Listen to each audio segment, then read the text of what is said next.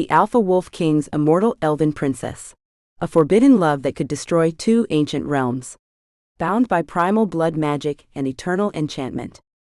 Chapter 1: The Hunt Begins. The ancient Thornvale forest stretched endlessly beneath the silver moonlight, its gnarled branches reaching toward the star-drunk sky like the skeletal fingers of forgotten gods. Fenris Bloodmoon moved through the undergrowth with predatory grace, his massive frame cutting through shadows that would have swallowed lesser beings whole. The scent of corruption hung heavy in the air, a putrid stench that made his wolf instincts recoil and his human mind burn with rage. 3 days. 3 days since the blight had first appeared in his territory, withering everything it touched, and leaving behind only blackened earth and the lingering taste of ancient malevolence. His pack, the mighty Shadowmoon clan that had ruled these wildlands for over 1,000 years, was growing restless. Some whispered of curses. Others spoke of war. Fenris paused beside a massive oak tree, its bark scarred with elven runes that glowed faintly in the darkness. The boundary markers. Beyond this point lay the domain of the Starweave Court, the immortal elves who had been both allies and enemies to his kind since time immemorial. The treaty signed in blood and starlight 5 centuries ago forbade either species from crossing into the other's sacred lands. But the corruption didn't respect ancient agreements. A low growl rumbled in his chest as he caught another whiff of the blight. It was stronger here, concentrated, as if its source lay somewhere deeper in the contested borderlands where neither wolf nor elf claimed dominion. His amber eyes swept the forest floor, noting the telltale signs of death creeping through the ecosystem. Flowers withered in perfect circles. Small animals lay scattered, their life force drained away by some unseen force. Behind him, the soft pad of paws announced the arrival of his beta, Darius Nightfall. The smaller wolf materialized from the shadows, his dark fur making him nearly invisible in the dappled moonlight. Where Fenris was all raw power and barely contained fury, Darius moved with the calculated precision of a master strategist. Alpha, Darius's voice carried the weight of troubled news as he shifted seamlessly from wolf to human form. The corruption has spread another mile since sunset. It's moving toward the den grounds. Fenris's jaw clenched. The den grounds housed their most vulnerable, the pups, the elderly, the pregnant females. If the blight reached them. He forced the thought away, focusing instead on the hunt. There would be time for fear later, when his people were safe. What of the scouts I sent to the eastern border? Fenris asked, his own transformation rippling through his massive frame. Bones shifted and reformed with practiced ease, muscle and sinew flowing like water as he took his human shape. Even in this form, he stood nearly 7 feet tall, his broad shoulders and imposing presence marking him as an apex predator. No word from them since yesterday, Darius replied, concern creasing his weathered features. Mira was leading that patrol. She's never been late to report. The absence of Mira Swiftclaw sent a chill down Fenris's spine that had nothing to do with the cool forest air. The young she-wolf was one of his finest scouts, quick-witted and absolutely loyal. For her to miss a scheduled report meant either death or something worse. Double the perimeter guards, Fenris commanded, his voice carrying the authority of countless generations of Alpha bloodline. And send word to the Council of Elders. If this corruption reaches our sacred sites. He didn't need to finish the sentence. Both wolves understood the implications. The Shadowmoon pack drew their power from ancient ritual sites scattered throughout their territory, stone circles where their ancestors had first learned to channel lunar magic, burial mounds that housed the spirits of fallen alphas, and most sacred of all, the Moonfire Caverns where young wolves underwent their first transformation. A sudden rustling in the canopy above made both men tense. Fenris's hand instinctively moved to the silver-blessed blade at his hip, while Darius dropped into a defensive crouch. But instead of an attack, a single black feather drifted down between them, landing with impossible delicacy on the corrupted earth. Raven messenger, Darius observed, his nostrils flaring as he caught the scent. But not from our allies. Fenris picked up the feather, feeling the tingle of foreign magic against his skin. Woven into its barbs were threads of starlight, elven magic. A message from the Starweave Court. He closed his eyes and allowed the enchantment to unfold in his mind, the words appearing like silver fire against his consciousness. The corruption spreads into our realm as well, Wolf King. Ancient evils stir in the deep places. If you would save your people, meet us at the Thornheart clearing when the moon reaches its zenith. Come alone or watch both our worlds burn. The message bore the seal of the Elven High Court, but more intriguingly, it carried an undertone that made his wolf spirit pace restlessly. Power. Ancient, feminine, and hauntingly beautiful. Whoever had sent this message possessed magic that made his very soul ache with longing, and that made it infinitely more dangerous. What does it say? Darius asked, noting the tension that had crept into his alpha's posture. The elves want to meet, Fenris replied, crushing the feather in his fist. It dissolved into sparkling motes of light that dispersed on the night breeze. At the Thornheart clearing. Darius's eyes widened. The Thornheart clearing was neutral ground, a place where the barriers between realms grew thin and ancient magic pooled like water in a basin. It was also the site where the blood curse had first been cast, where wolf and elf had sworn eternal separation to prevent a catastrophe whose nature had been lost to time. Alpha, you can't seriously be considering? The corruption threatens us all, Fenris cut him off. If the elves are willing to break centuries of silence, the situation is more dire than we realized. He turned toward the deeper forest, where the shadows seemed to writhe with malevolent purpose. Somewhere in that darkness lay answers, and possibly salvation. Or damnation. The distinction had always been thin when dealing with elven magic. Return to the pack, he ordered. Tell the council that I've gone to investigate the source of the corruption. If I don't return by dawn, Cassius is to assume leadership until my heir comes of age. Fenris, Darius began, using his alpha's given name in the way only an old friend could. That's an order, Beta. The words carried the full weight of alpha dominance, compelling obedience even as they ached with the bond of brotherhood. Darius bowed his head in submission, though his eyes burned with worry. May the moon light your path, Alpha. And may your ancestors guide you home. As his Beta melted back into the shadows, Fenris stood alone at the border between worlds. The corruption pulsed around him like a malignant heartbeat, and deeper in the forest, something ancient and terrible was stirring. But it was the elven magic still tingling in his blood that truly unsettled him. There was something familiar about that power signature, something that called to the deepest parts of his wolf soul. He shifted back into his lupine form, his massive black fur seeming to absorb the moonlight itself. The Wolf King's amber eyes glowed with predatory intelligence as he padded deeper into the Thornvale, following a scent trail that grew stronger with each step. Not just corruption now, there was blood in the air. Fresh blood. And beneath it, the intoxicating fragrance of starflowers and morning dew that could only mean one thing. Elven blood. The hunt had begun, but Fenris was no longer certain whether he was the predator or the prey. All he knew was that somewhere ahead, in the heart of the ancient forest where two worlds collided, his destiny waited. And with it perhaps the salvation or destruction of everything he had sworn to protect. The moon climbed higher, casting silver shadows through the canopy as the Alpha Wolf King disappeared into the darkness, following a trail that would lead him to the edge of forever. Chapter 2: The Elven Sanctuary. Princess Serafina Dawnweaver knelt beside the withering heartwood of a 1,000-year-old silverleaf tree, her luminous hands pressed against its corrupted bark. The ancient giant that had once stood as a beacon of life and magic now writhed in agony, its silver leaves turned black as midnight and falling like tears upon the forest floor. Through her palms she could feel the tree's pain, a deep aching wound that seemed to spread with each passing hour. The corruption grows stronger, she whispered, her voice carrying the musical quality that marked her as true-born royalty of the Starweave bloodline. It's not just killing the trees. It's devouring their very essence. Lady Celestine Moonwhisper, her advisor and oldest friend, stood nearby with barely concealed distress. The elder elf's usually perfect composure had been shattered by the spreading blight that threatened their hidden realm. Your Highness, perhaps it's time to consider evacuation.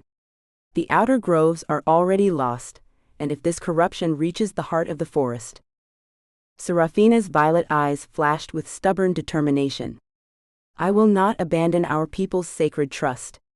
My ancestors have guarded these forests for 3 millennia. I won't be the one to break that chain. She rose gracefully, her flowing midnight hair adorned with braids that held tiny crystals, each one a focus for her considerable magical abilities. Her dress, woven from spider silk and moonbeams according to ancient elven tradition, moved around her like liquid starlight. But despite her ethereal beauty, there was steel in her spine and fire in her gaze. The 2 elves stood in what had once been the Grove of First Dawn, the most sacred space in all the Starweave realm. Ancient standing stones formed a perfect circle around them, each carved with protective runes that had glowed with steady light for centuries. Now those same runes flickered uncertainly, their power waning against whatever dark force gnawed at the foundations of their world. The council grows restless, Celestine continued carefully. Lord Silvermere believes we should seek aid from the Autumn Court. Lady Starweaver suggests retreating to the hidden sanctuaries until the danger passes. And what of Lord Shadowbane? Serafina asked, though she already suspected the answer. Celestine's expression darkened. He advocates for more drastic measures. He believes the corruption stems from the wolf territories, and that we should consider military action. Serafina's heart clenched. War between the elves and werewolves would be catastrophic for both realms. The last great conflict, nearly 800 years ago, had left scars that still marked the landscape. Entire bloodlines had been wiped out, and it had taken the intervention of the ancient druids to finally broker peace. Shadowbane sees enemies where there may be allies, she said firmly. This corruption threatens all life. The wolves are likely suffering as much as we are. She moved to the center of the stone circle, where a crystal pool reflected the night sky above. But instead of stars, the water showed her visions of the spreading blight, a creeping darkness that consumed everything in its path. She had been scrying for 3 days now, trying to trace the corruption to its source, but the magic behind it was older and more twisted than anything in her considerable experience. As she gazed into the pool, a new vision formed. A massive black wolf moving through the Thornvale forest, its amber eyes burning with intelligent fury. The creature was magnificent, larger than any natural wolf, with an aura of primal power that made her magical senses sing. But it was the pain she sensed in the beast that truly captured her attention. Not physical pain, but the deep, aching responsibility of a leader watching his world slowly die. Your Highness? Celestine's voice seemed to come from very far away. Serafina blinked, breaking the connection with the scrying pool. I saw him, she whispered. The Wolf King. He hunts the same corruption that plagues us. Impossible, Celestine breathed. The blood curse forbids. The blood curse forbids love between our peoples, Serafina interrupted.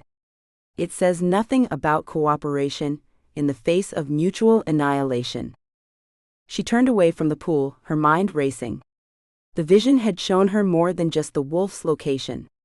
She had sensed something else in that brief connection, a resonance that made her immortal heart skip in ways it never had before. There was power in that creature, yes, but also loneliness. A burden carried for too long by shoulders that were strong but not infinite. Prepare the moonfire circle, she commanded, startling her advisor. Princess, surely you don't mean to? I mean to do what my ancestors would have done, Serafina said firmly. When our people face extinction, we adapt. We survive. And if that means reaching out to old enemies, then so be it. Celestine's face paled to an even more ethereal shade. The council will never approve. And if the blood curse is triggered, then we'll face that when it comes. Serafina moved toward the edge of the grove, where her personal guards waited in the shadows. Besides, who says the council needs to know immediately? The princess's chambers lay within the heart of a living tree so vast that entire cities could have fit within its hollow trunk. Carved spiraling staircases led to rooms shaped by centuries of careful growth magic, their walls lined with books that contained the accumulated wisdom of her people. Here, surrounded by the whispered songs of the forest itself, Serafina prepared for a journey that could doom them all. She selected items with careful precision, a cloak woven from shadow and starlight that would hide her from unfriendly eyes, a blade forged from meteoric silver that could cut through both flesh and magic, and most importantly, a pendant that had belonged to her grandmother, the last elven queen to walk the mortal realm. The pendant pulsed with warm light as she fastened it around her neck, and for a moment she could have sworn she heard an ancient voice whispering in her ear, "The time of choosing comes, little star. Choose wisely, for the fate of all hangs in the balance." As she prepared to leave her sanctuary, Serafina caught her reflection in a mirror made from polished moonstone. Her pointed ears marked her as elven royalty, but her eyes held depths that spoke of centuries of accumulated wisdom and sorrow. She had been born in the early days of the blood curse, had grown to maturity watching both realms slowly grow apart, each viewing the other with increasing suspicion and fear. But tonight that would change. Tonight she would risk everything, on the hope that ancient enemies might become unlikely allies. The Moonfire Circle lay at the very edge of Elven territory, where the barriers between realms grew thin, and transportation magic could carry her far from her protected lands. As she approached the circle of standing stones, each one carved with protective runes and blessed by generations of elven mages, she felt the weight of her decision settling upon her shoulders. "Princess." The voice belonged to Captain Thaloran Swiftarrow, leader of her personal guard. The ancient elf warrior stepped from the shadows, his silver armor gleaming in the moonlight. "I cannot allow you to do this alone." "You cannot allow?" Serafina's voice carried just a hint of royal authority, enough to remind the captain of their respective positions. Thaloran bowed deeply but didn't back down. "Forgive me, Your Highness. But if something happens to you, our realm falls into chaos. Your cousin Valdris would claim the throne, and his first act would be to declare war on the wolf packs." The reminder sent a chill through Serafina's heart. Her cousin had always harbored ambitions for the crown, and his hatred of the werewolves was legendary. If she failed in this mission, if the blood curse claimed her life, then any hope of peace between the realms would die with her. "Then I must not fail," she said simply, stepping into the center of the circle. The moonfire responded to her presence, silver flames erupting from each standing stone to create a pillar of pure magical energy that reached toward the heavens. Ancient words of power flowed from her lips in the old tongue, syllables that had been spoken by her ancestors when the world was young, and magic flowed like rivers through every living thing. As the transportation spell built to its crescendo, Serafina felt a moment of absolute terror. She was about to break a law that had governed her people for centuries, venture into territory where her very presence could trigger a catastrophic war, and seek alliance with a creature whose kind had been painted as savage beasts in every elven history book. But beneath that fear lay something else, a strange anticipation that made her immortal blood sing. The vision of the great black wolf haunted her thoughts, and with it came a certainty that their meeting was not chance but destiny.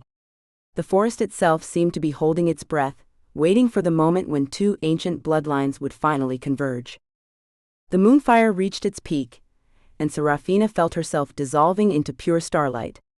Her last coherent thought before the magic swept her away was a prayer to her ancestors, "Let this choice bring salvation, not damnation."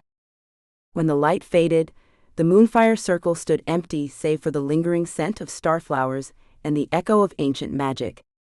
But deep in the Thornvale forest, something stirred in response to her spell. Something that had been waiting for centuries for this exact moment. The game of fate had begun, and the stakes were nothing less than the survival of two worlds. Chapter 3: First Blood. The Thornheart clearing lay at the convergence of three ley lines, where the boundaries between the physical and spiritual realms grew gossamer thin. Ancient stones formed a perfect circle here, each one taller than a man and carved with symbols that predated both elven and werewolf civilizations. Moss covered most of the markings now, but in the moonlight, they seemed to pulse with a faint inner luminescence that spoke of powers older than memory. Fenris arrived first, his massive wolf form padding silently through the undergrowth. He had chosen to remain in his lupine shape, partly for the enhanced senses it provided, but mostly because something about this place demanded the honesty of his true nature. The clearing reeked of old magic, the kind that had been worked when the world was young and the barriers between species were fluid things. He settled on his haunches beside the largest standing stone, yellow eyes scanning the tree line for any sign of movement. The corruption was stronger here, so concentrated that it made his fur stand on end and his wolf spirit whimper in distress. Whatever was causing the blight, its source lay somewhere nearby. A whisper of displaced air announced the arrival of the elves. 3 figures materialized from points of starlight, their forms solidifying like dreams given substance. Fenris's attention immediately locked onto the central figure, a female elf whose beauty hit him like a physical blow. Tall and graceful, with flowing midnight hair that seemed to capture and hold the moonlight, she moved with the fluid precision of a dancer or a warrior. But it was her eyes that truly captured him, violet depths that held the wisdom of centuries and a sadness that made his chest ache. Princess Serafina Dawnweaver. He knew her by reputation, of course. Every supernatural creature in the region knew of the Immortal Elven Princess, who had ruled her people with wisdom and compassion for over 300 years. But seeing her in person was like looking directly into a star. Dangerous. Beautiful. Utterly mesmerizing. Flanking her were 2 guards in silver armor, their hands resting on the hilts of elven blades that hummed with enchanted steel. One was clearly ancient even by elven standards, his silver hair marking him as old when the current century was young. The other was younger, but carried himself with the deadly grace of a master warrior. For a long moment, the 2 groups simply stared at each other across the clearing. Centuries of mistrust and carefully maintained separation hung between them like a physical barrier. Then Serafina stepped forward, her courage evident in every line of her posture. "Wolf King," she said, her voice carrying clearly across the space between them. "I thank you for answering our call." Fenris rose to his feet, considering whether to shift to human form. Something about her tone, respectful but not submissive, cautious but not fearful, made the decision for him. She deserved to face him as an equal. The transformation rippled through him, and moments later he stood before her in human form, his massive frame filling the space between 2 standing stones. "Princess," he replied with a slight incline of his head. Not a bow, Alphas bowed to no one but an acknowledgement of her status. "Your message spoke of mutual threat." "Indeed." She gestured toward the corrupted patches of earth, visible even in the moonlight. "The blight spreads through our realm as well. Our greatest scholars believe it originated somewhere in these borderlands, in territory claimed by neither of our peoples." Fenris nodded grimly. "My scouts have found the same evidence. But there's more?" He paused, studying her face for any sign of deception. Finding none, he continued. 3 of my people have gone missing near the corruption sites. No bodies, no scent trails. They simply vanished. A shadow crossed Serafina's perfect features.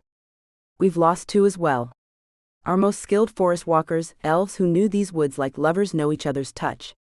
She paused, vulnerability flickering in her violet eyes.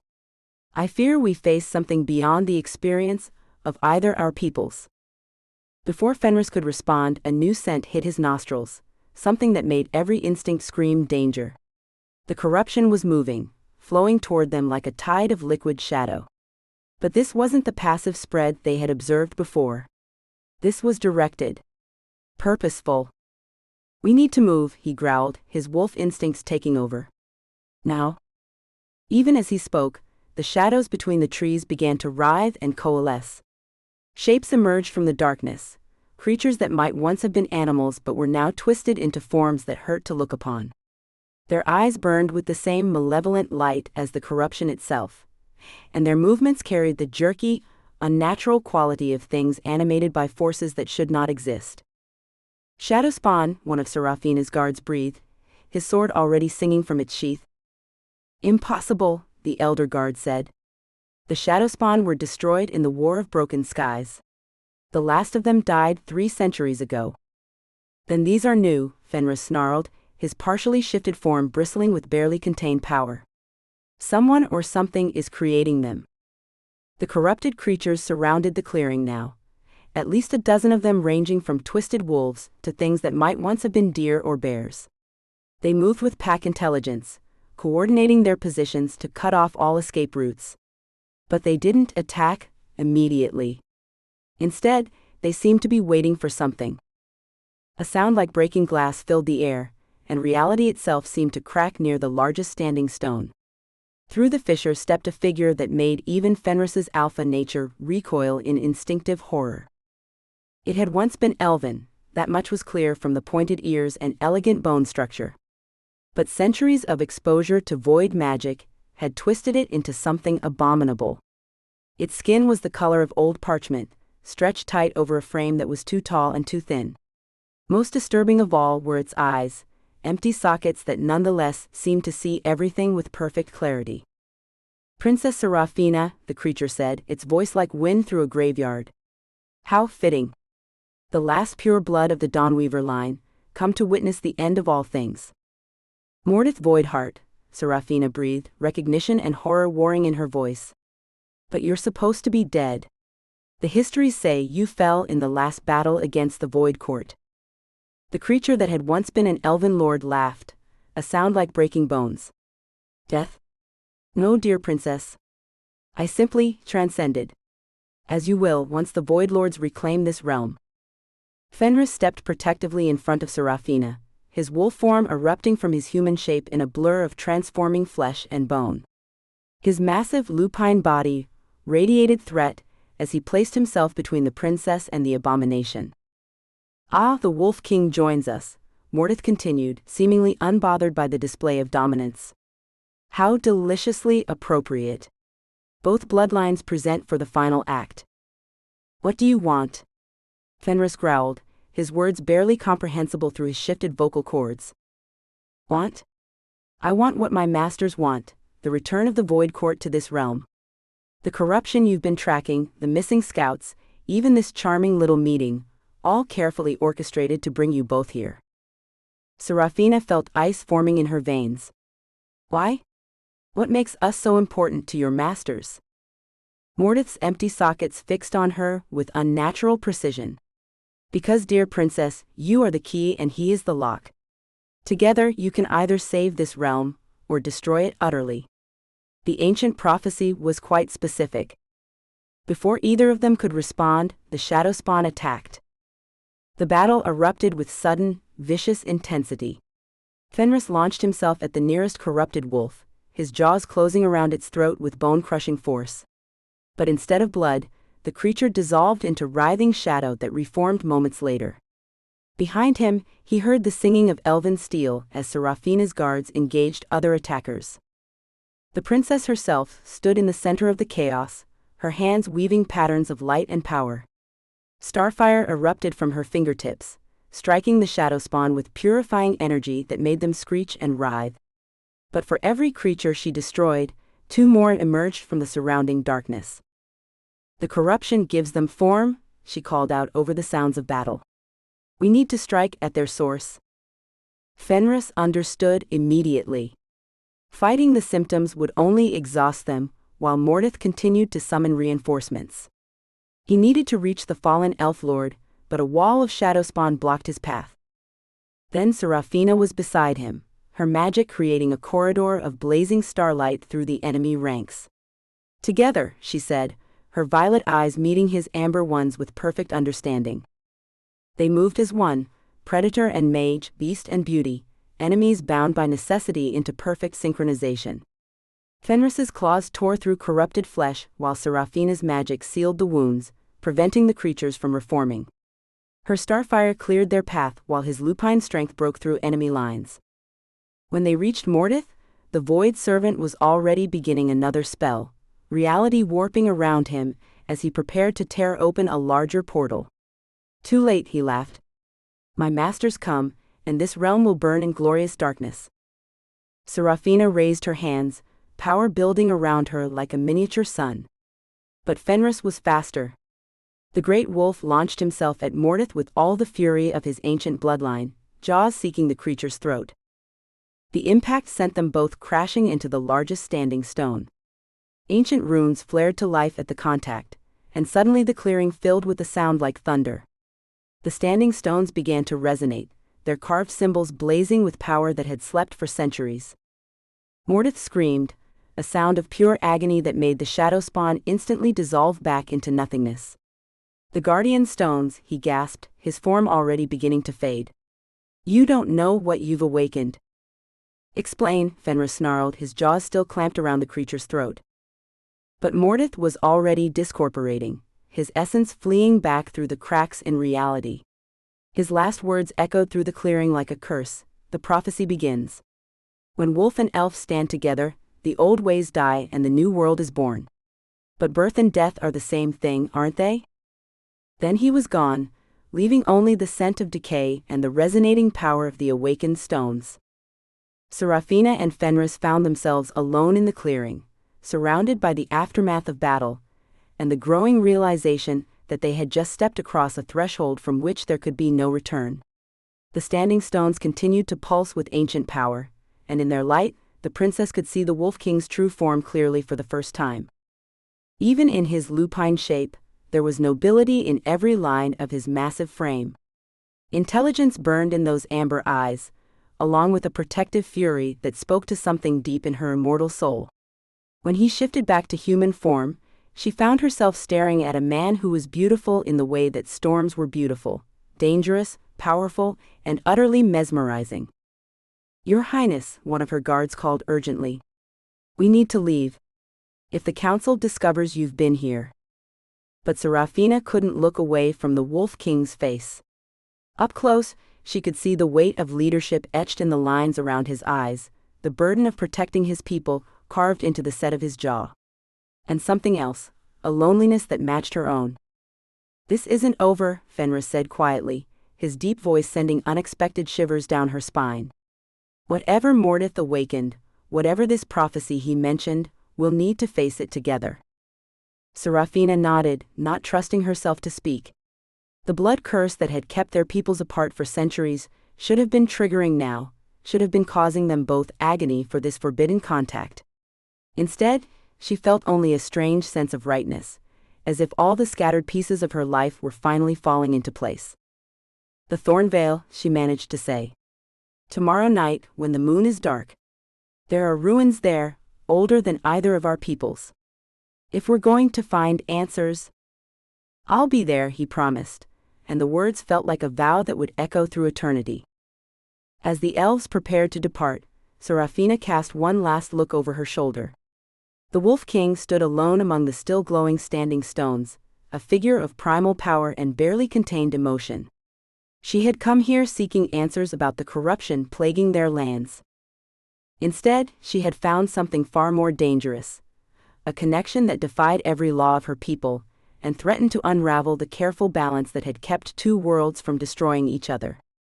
But as the transportation magic swept her away, carrying her back to the safety of her hidden realm, one thought echoed through her mind with crystalline clarity. For the first time in her 3 centuries of existence, she felt truly alive.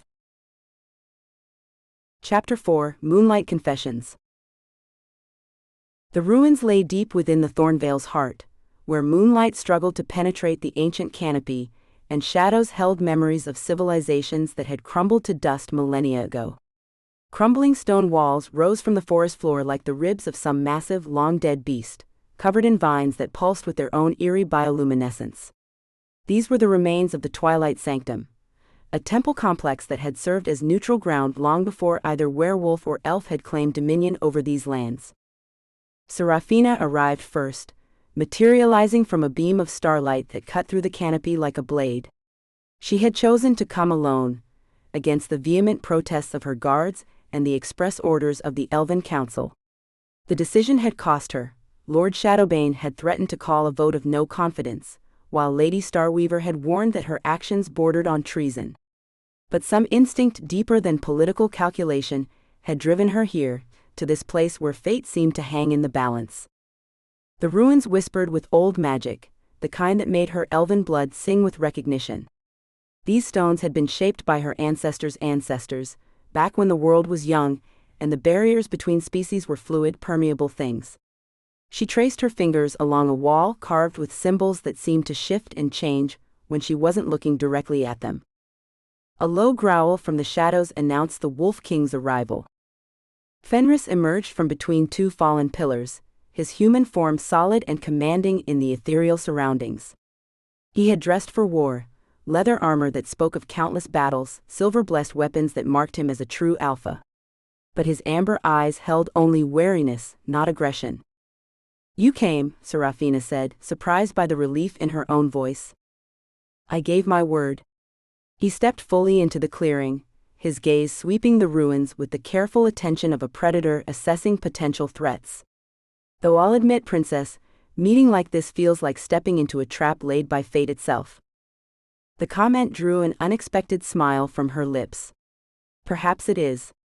But sometimes the only way through a trap is to spring it deliberately." They stood facing each other across the ancient stones, and Serafina felt the weight of centuries pressing down upon them.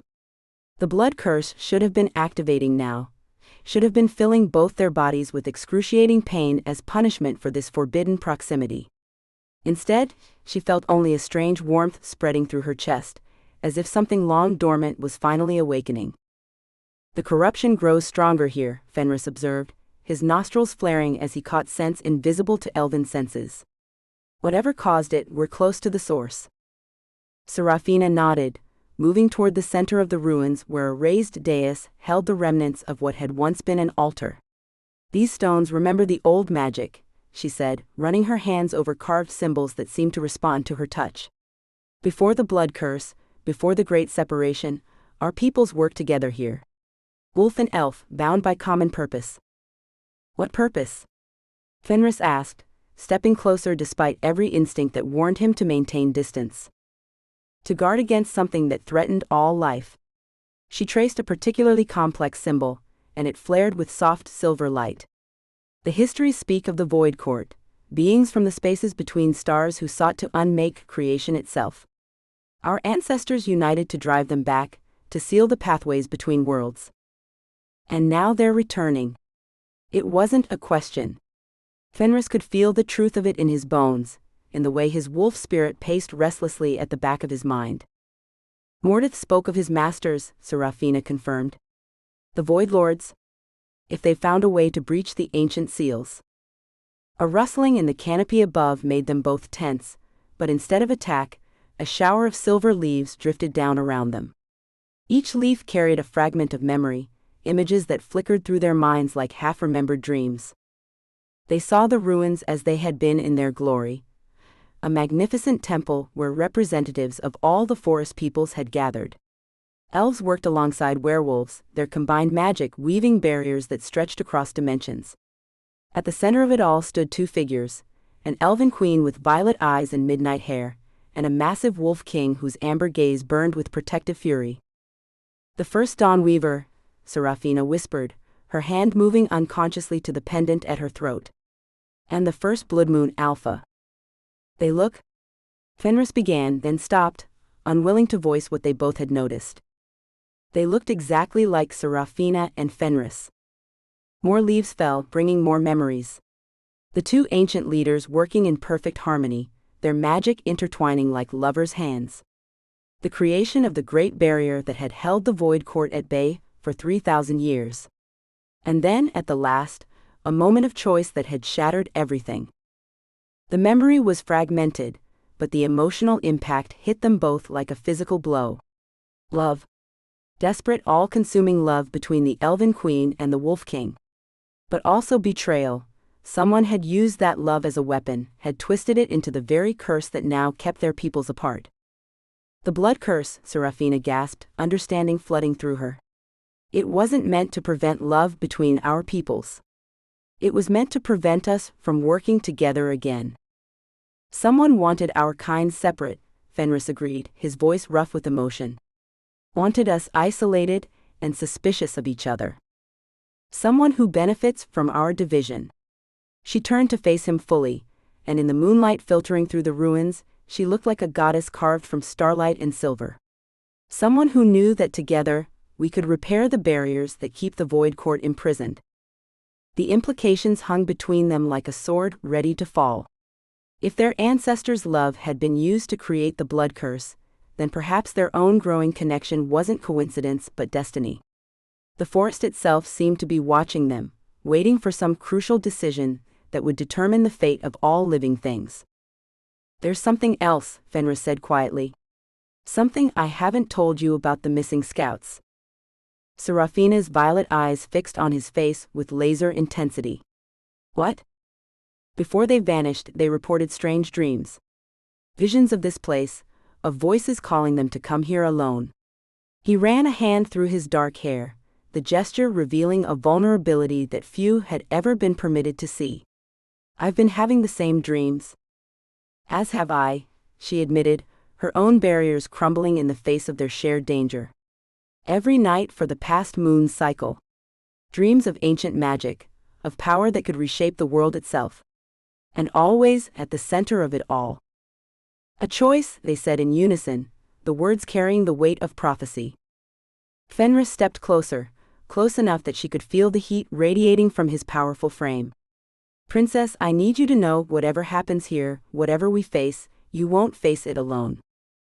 The simple statement hit her harder than any declaration of love could have. In 3 centuries of life, she had always stood apart, isolated by her royal status and the weight of her people's expectations. To have someone offer partnership, true partnership, was a gift beyond price. "Call me Serafina," she said softly. "If we're to break ancient curses and face primordial evils together, perhaps we should start with names." "Serafina," he repeated, and the way her name sounded in his deep voice made something flutter in her chest. "I'm Fenris. Just Fenris when it's only us." The moment stretched between them, charged with possibilities that neither dared fully acknowledge. Then a new sound intruded, the soft whisper of approaching footsteps, too light to be human or wolf. From the shadows stepped a figure that made them both freeze in recognition and horror. It was Serafina, but wrong in every detail. The same midnight hair, the same violet eyes, the same ethereal beauty, but corrupted, twisted into something predatory and cold. "How touching," the doppelganger said, her voice a perfect mockery of Serafina's musical tones. "The pure-blood princess and her mongrel king, thinking they can rewrite the fate of worlds." "Shapeshifter," Fenris snarled, but even as he said it, he knew it was more than that. This creature carried Serafina's exact magical signature, her precise scent, even the subtle ways she held herself. "Not shapeshifter," the false Serafina laughed. "I am what she could become, what she will become when the Void Lords reclaim her. I am her shadow, her dark reflection given form and purpose." The real Serafina stepped protectively in front of Fenris, power crackling around her hands. "You're a projection. A possibility, made manifest." "And you're a fool," her dark twin replied. "Do you think your love story is unique? Do you think you're the first to believe that passion can overcome ancient law? The curse exists for a reason, little sister. Every time our kinds have united, catastrophe has followed. Then why do you oppose us?" Fenris challenged. "If we're doomed to fail, why not let us destroy ourselves?" The shadow Serafina's smile was sharp as broken glass. "Because your failure won't be private. When the blood curse finally claims you both, it will tear open every barrier our ancestors died to create. The Void Lords won't need to breach the seals, you'll shatter them yourselves with your dying screams." Before either could respond, the shadow figure began to dissolve, but her final words echoed through the ruins with prophetic weight. "Choose carefully, Starchild. Love him and watch 2 worlds burn. Save your people, and live forever with a heart that knows only ash." Then they were alone again, the silence deafening after the creature's departure. Serafina swayed on her feet, the encounter having drained more than just her magical reserves. To see herself twisted into something so cold and calculating was a glimpse into a future she desperately wanted to avoid. Fenris was beside her instantly, his strong hands steadying her before she could fall. The contact sent electricity racing through both their bodies, not the pain of the blood curse, but something far more dangerous. Connection. Understanding. The beginning of something that could either save them all, or doom them utterly. "We should go," Serafina whispered, but she made no move to step away from his touch. "We should," Fenris agreed, but his hands remained on her shoulders, and his amber eyes searched her face as if memorizing every detail. The moon above them seemed to pulse with anticipation, and in the distance something howled, not a wolf's cry but something far older and infinitely more dangerous. The game was accelerating, the players moving into position for a conflict that would determine the fate of everything they held dear. But for this moment, in this place where ancient magic still flowed like water, a werewolf king and an elven princess stood together against the darkness, their hearts beating in dangerous synchronization as they teetered on the edge of a love that could either save two worlds or destroy them utterly. The choice was coming. And with it, the true test of whether some bonds were strong enough to overcome even the most ancient of curses. Chapter 5: The Ancient Prophecy. The great library of the Starweave Court existed in a space between dimensions, its crystalline spires reaching into realms of pure thought and memory. Serafina walked through corridors lined with books that wrote themselves, their pages recording the dreams and fears of every living thing in the forest. Here, among texts that predated written language, she searched for answers that might save both their worlds or confirm their doom. 3 days had passed since the encounter in the ruins, and each night brought more vivid dreams. Visions of the ancient war against the Void Court, of her ancestors working alongside werewolf shamans to weave barriers between worlds. But most disturbing were the personal memories that felt too real to be imagination, moments of passionate love between an elven queen and a wolf king, tender touches that ended in world-shaking catastrophe. "You won't find what you're looking for in those dusty tomes," a voice said from behind her. Serafina spun, her hand moving instinctively to the blade at her hip. But instead of an enemy, she found herself facing her great-grandmother, Lunaria Dawnweaver, the former elven queen who had abdicated her throne 2 centuries ago to pursue mystical studies. "Grandmother," Serafina breathed, relief and confusion warring in her voice. "I thought you were in the deep meditation, communing with the forest spirits." The ancient elf smiled, though sadness lurked in her violet eyes that mirrored Serafina's own with uncanny precision. "I was. Until the forest itself woke me with whispers of a choice that echoes across time." She gestured to the books surrounding them. "These texts speak of symptoms, child. But the disease runs deeper than recorded history." Lunaria moved with the fluid grace that marked all of their bloodline, but there was something different about her now. A weight of knowledge that seemed almost too heavy for even her immortal frame to bear. She led Serafina to a reading alcove, where a single book lay open on a lectern of living wood. "The Codex Aeternus," Serafina whispered, recognizing the most sacred text of their people. "But it's written in the old tongue. No one has been able to translate the final passages for over 1,000 years." "No one has needed to," Lunaria corrected. "Until now." The book's pages glowed with inner light as the ancient queen approached, responding to her presence like a flower turning toward the sun. Words became visible that hadn't been seen since the early days of elven civilization, prophecies written in a script that predated modern language. "When shadow consumes the green world," Lunaria read aloud, her voice taking on the cadence of ritual, "and corruption flows like poison through the veins of the earth, then shall the children of moon and star face their greatest trial. The eternal princess, last of the pure blood, shall find her heart's match in the form of her people's ancient enemy. Together they shall stand at the crossroads of destiny, where choice becomes the fulcrum upon which all worlds turn." Serafina felt ice forming in her veins. "The eternal princess. That's you, my dear one." Lunaria's hand touched her granddaughter's cheek with infinite gentleness. "Born under the conjunction of all 7 moons, blessed with magic that bridges the gap between life and death. You are the one the prophecy speaks of." "And the Wolf King?" "The bearer of the ancient blood, the one whose lineage reaches back to the first creatures to walk upright beneath the moon's light." Lunaria turned the page, revealing more text that seemed to burn with prophetic fire. "Should they choose love over duty, the curse that binds them shall become the key that unlocks salvation. But should they choose duty over love, then shall the barriers fail, and the Void Lords reclaim dominion over all living things." The words hit Serafina like physical blows. "That's impossible. The blood curse prevents love between our kinds."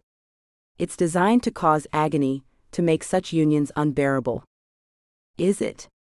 Lunaria's eyes held depths of knowledge that made Serafina suddenly feel very young. Tell me, child, when you stand near the Wolf King, what do you feel? Heat flooded Serafina's cheeks as memories rushed through her mind. Fenris's hands steadying her in the ruins, the way his amber eyes seemed to see straight through to her soul, the electricity that had coursed through her body at his touch. Not pain. Never pain. Only a rightness that defied explanation. I feel, she began, then stopped, unable to put the sensation into words. Alive, Lunaria finished for her. For the first time in your 3 centuries of existence, you feel truly alive. As does he, I suspect. How do you? Serafina began, but her grandmother's knowing smile silenced the question. Because I felt the same thing once. Long ago, when the world was different, and the barriers between our kinds were not yet carved in stone and sorrow. The revelation hit Serafina like lightning. You knew one of them? A werewolf. Not just knew, child. Loved. With all the passion of a heart that had never learned to fear. Lunaria's expression grew distant, lost in memories that were clearly both precious and painful. His name was Magnus Ironheart, and he was everything the stories say werewolves are not: gentle, wise, protective of all life, not just his own kind. What happened? The same thing that always happens when ancient powers clash with young love. We were betrayed. Lunaria's voice hardened. By one who stood to gain from our separation, who understood that divided, our peoples could never again threaten the forces of corruption and chaos. She turned to another section of the prophecy, where the text seemed to writhe with malevolent energy. But beware the betrayer's kiss, for one among the trusted shall serve the Void Lord's purpose. Through false friendship and poisoned counsel, they shall seek to turn love into weapon, trust into destruction.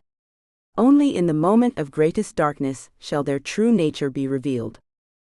Someone close to us, Serafina said, the implications making her stomach clench with dread. Someone we trust. Someone who knows both courts intimately, Lunaria agreed. Someone with access to the deepest secrets of both wolf and elf. Before Serafina could ask more questions, the air in the library began to shimmer. Emergency wards were activating throughout the Starweave court, their alarm calls echoing through dimensions. Something was attacking their realm's outer defenses. Princess? Captain Thaloran's voice reached them through magical communication. The borders are under assault. Shadow spawn, dozens of them, all moving toward the heart of the forest. Serafina's blood turned to ice.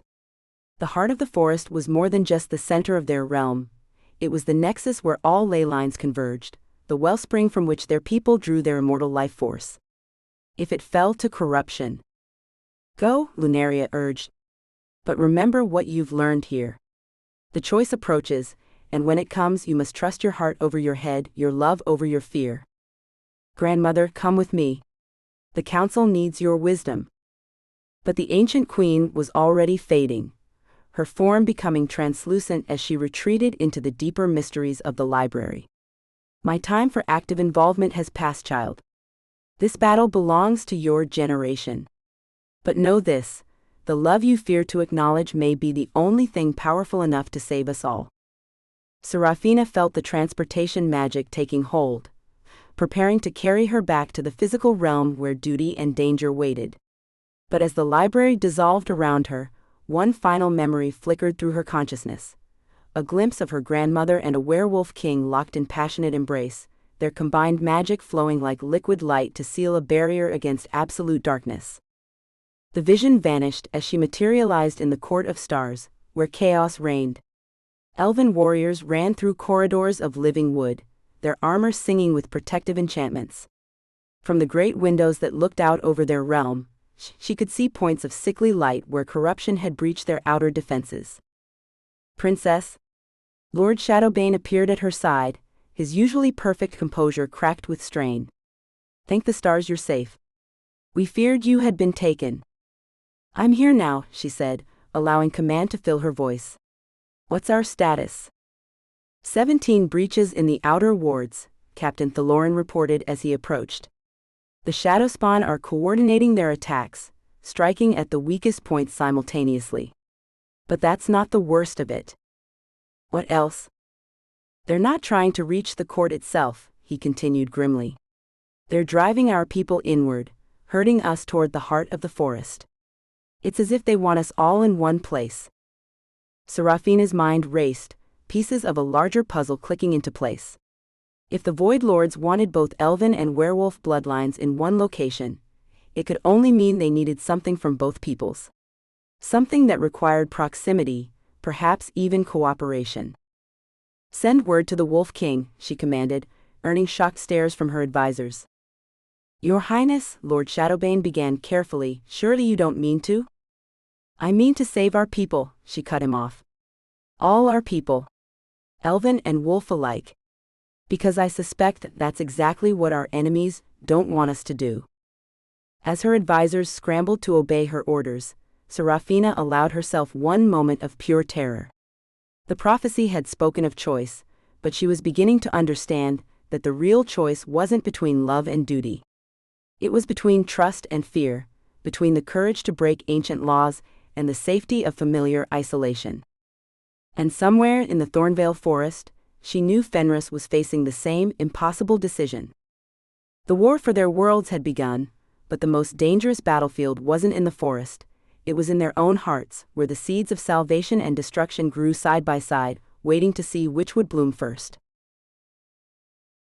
Chapter 6: Betrayal in the Pack. The Shadowmoon Den lay in a natural amphitheater carved from living rock, where generations of werewolves had gathered beneath the open sky to debate, celebrate, and make the decisions that shape their destiny. Ancient totems ringed the space, carved wolves that seemed to watch the proceedings with glowing amber eyes. But tonight, instead of celebration, the air thrummed with tension as thick as the corruption that threatened their lands. Fenris stood at the center of the gathering, his commanding presence the only thing keeping order as voices rose in heated debate around him. 50 of his strongest warriors and wisest elders formed concentric circles around their alpha, but their unity was fracturing under the weight of fear and desperation. You ask us to trust the knife-ears, snarled Beta Gareth Ironjaw, his scarred face twisted with generations of inherited hatred. The same creatures who cursed our bloodlines, who steal our young in the night for their dark rituals. Those are stories told to frighten pups, Fenris replied evenly, though his wolf spirit prowled restlessly at the challenge to his authority. The elves have shown no aggression toward our people in over 3 centuries. Because the blood curse keeps them at bay, Elder Moira Greyfong interjected, her ancient voice carrying the weight of lived experience. I was young during the last border conflict, Alpha. I saw what their magic could do to wolf flesh. Starfire that burns from the inside out, enchantments that turn packmates against each other.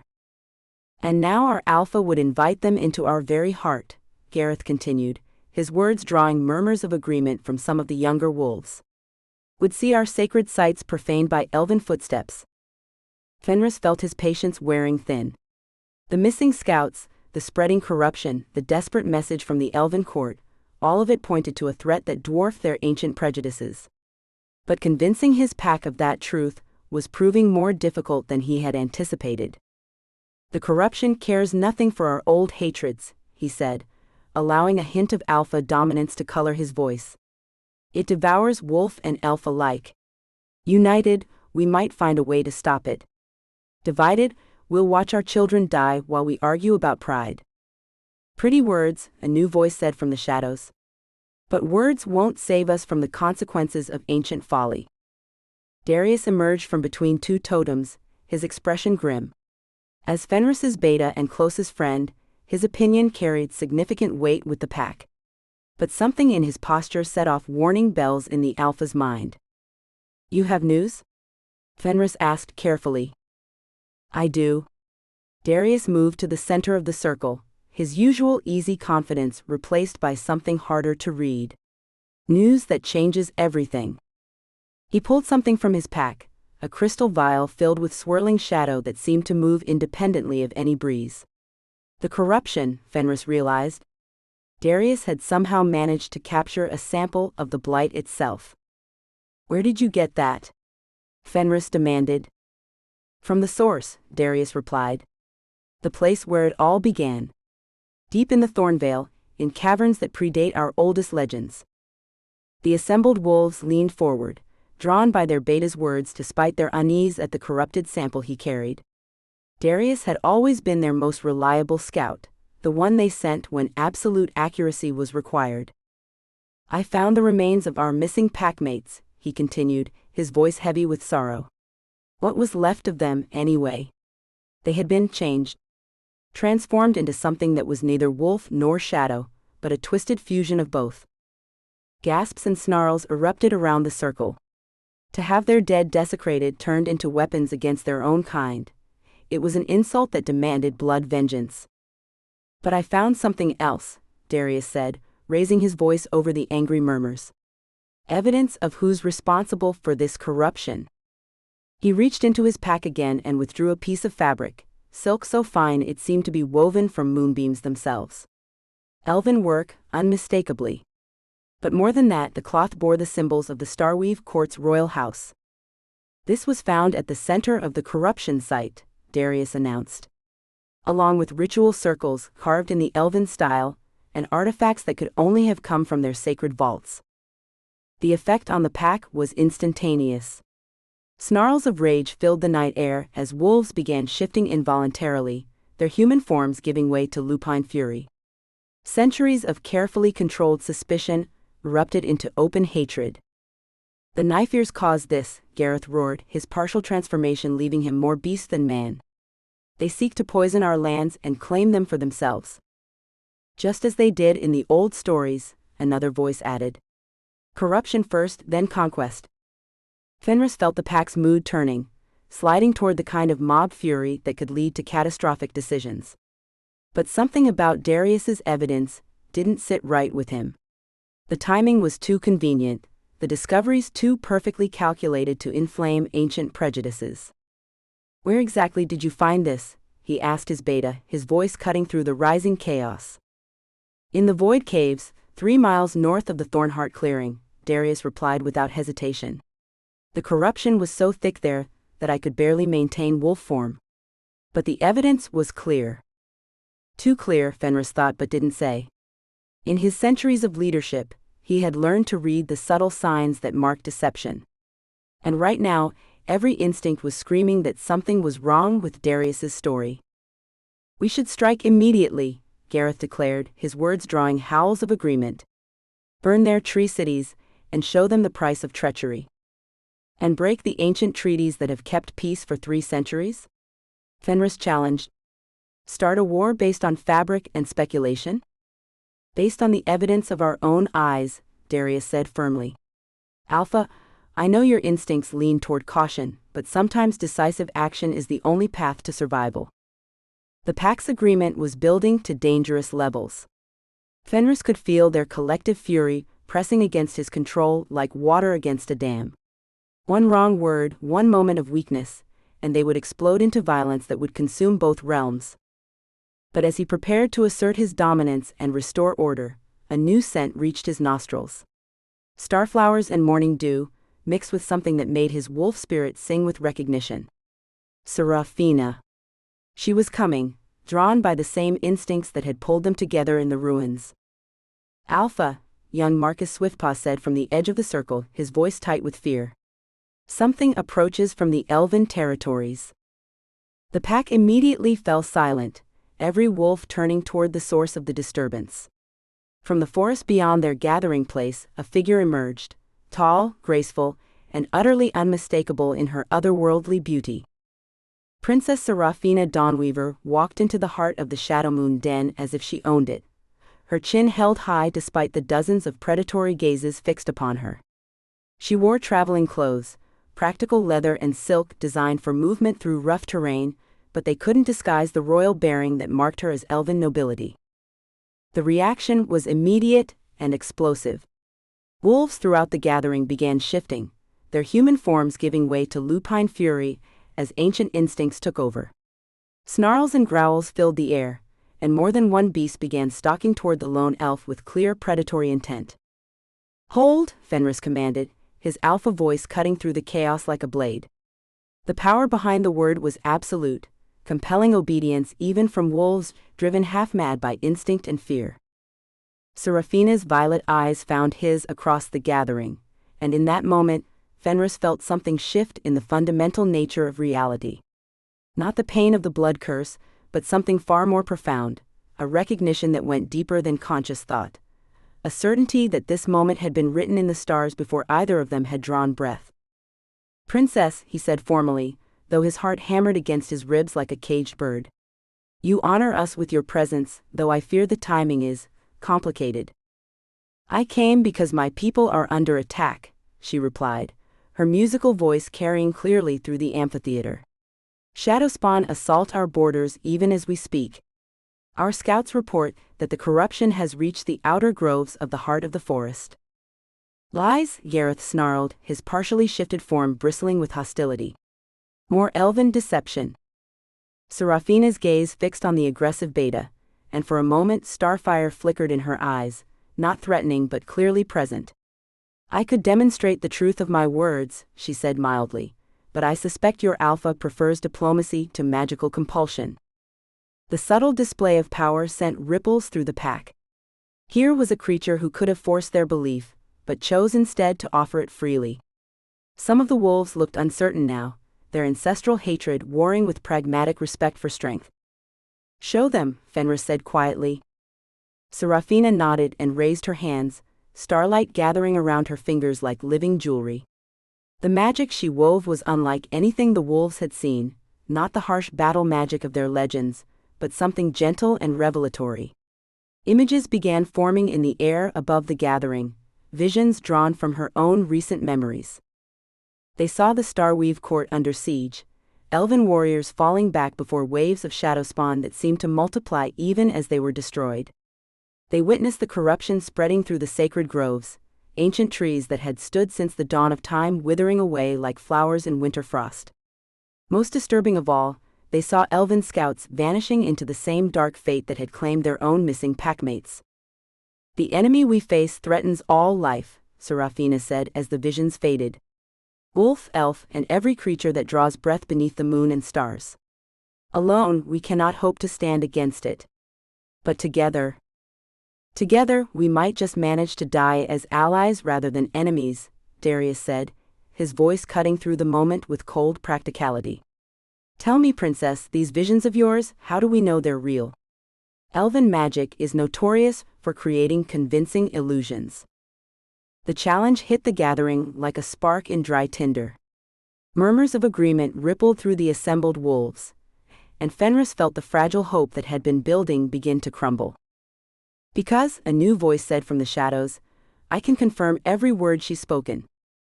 From the darkness beyond the totems stepped Mira Swiftclaw, the scout who had been missing for 3 days. But something was wrong with her. Her movements too fluid, her eyes holding depths that spoke of experiences no werewolf should possess. "Mira," Fenris breathed, relief and suspicion warring in his voice. "Where have you been?" "Learning truths that would shatter comfortable illusions," she replied cryptically. "Truths about the real enemy we face, about the lies we've been told, about the prophecy that governs our fate." She moved into the light, and Fenris saw the changes that her absence had wrought. Her hair now held streaks of silver that caught moonlight like captured starfire. Her skin bore faint markings that looked almost like elven script. Most disturbing of all, her scent had changed, still recognizably wolf, but layered now with something older and infinitely more dangerous. "The Void Court seeks to return," Mira continued, her voice carrying harmonics that resonated in the bones of every creature present. "But they cannot breach the barriers our ancestors created, while those barriers remain strong. They need the ancient seals to be broken from within." "And how do they plan to accomplish that?" Seraphina asked, though she suspected she already knew the answer. "By turning us against each other," Mira smiled, and there was something sharp and predatory in the expression that had never been there before. "By ensuring that when the moment of choice comes, we choose fear over trust, hatred over love." She gestured toward Darius, who had gone very still at the edge of the circle. "Isn't that right, Beta? Or should I say, Lord Valdris's most faithful servant?" The accusation hit the gathering, like a thunderbolt. Darius, loyal, dependable Darius, working for Seraphina's treacherous cousin? It was unthinkable. Impossible. But even as the wolves recoiled in shock, pieces began falling into place in Fenris's mind. Darius's convenient discovery of evidence implicating the elves. His perfect timing in presenting arguments against cooperation. The way he had always been present for the most sensitive discussions about their realm's defenses. Darius, Fenris said quietly, his voice carrying the weight of centuries of friendship. Tell me she's lying. For a moment that stretched like eternity, the beta met his alpha's gaze. Then slowly a smile spread across his familiar features, but it was a stranger's smile, cold and calculating. I'm afraid I can't do that, old friend, Darius said, his voice now carrying traces of an accent that belonged to neither wolf nor elf. Though I will say, you made it almost too easy. So trusting, so eager to see the best in everyone around you. The transformation that followed was unlike anything any of them had witnessed. Instead of the smooth shift from human to wolf that marked their kind, Darius's form began to writhe and distort. His features elongated, his limbs stretching beyond natural proportions. When the change was complete, he stood revealed as something that was neither wolf nor elf nor entirely human, a creature of living shadow with eyes like burning coals.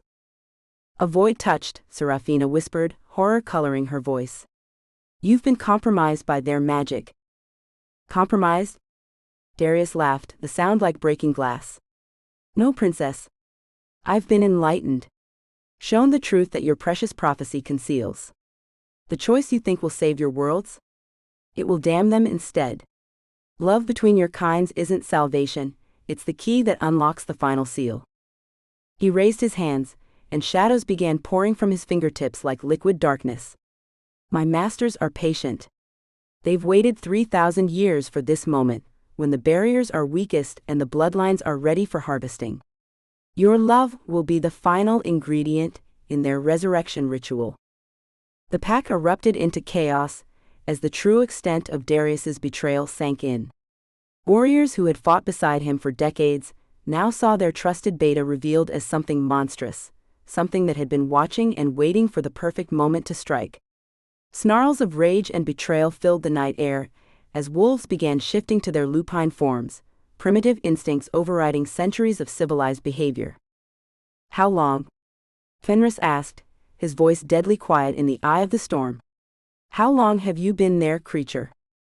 Since the beginning, Darius replied, his shadowy form rippling with dark amusement.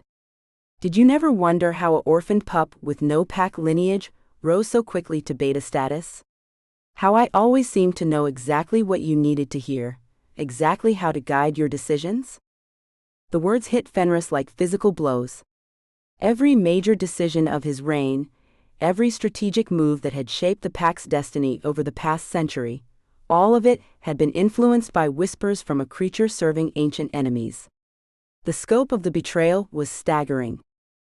The missing scouts, Seraphina said, understanding flooding her voice. You led them into traps.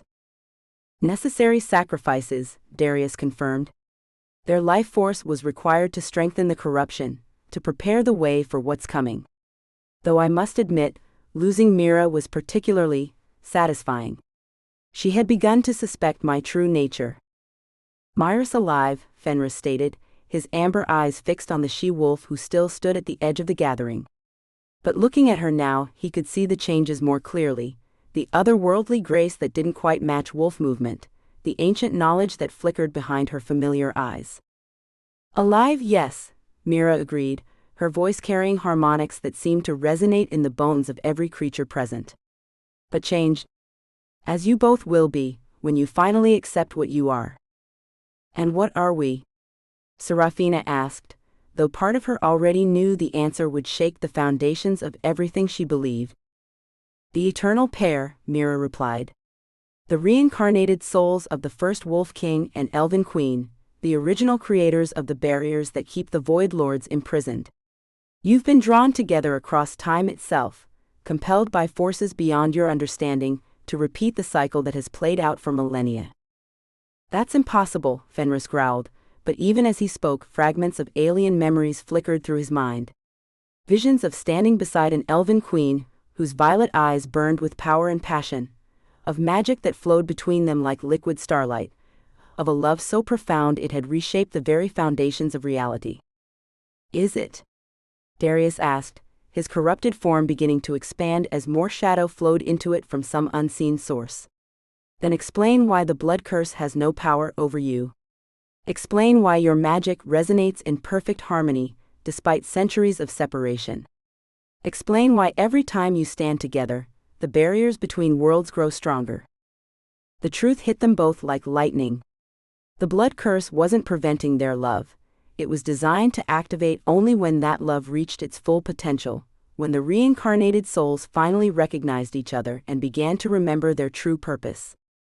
"The Void Lords feared our return," Serafina whispered, pieces of the larger puzzle clicking into place. "That's why they've spent centuries ensuring our peoples remained apart, why they corrupted the histories and turned us into enemies. But they made one crucial mistake," Fenris added, his own understanding dawning.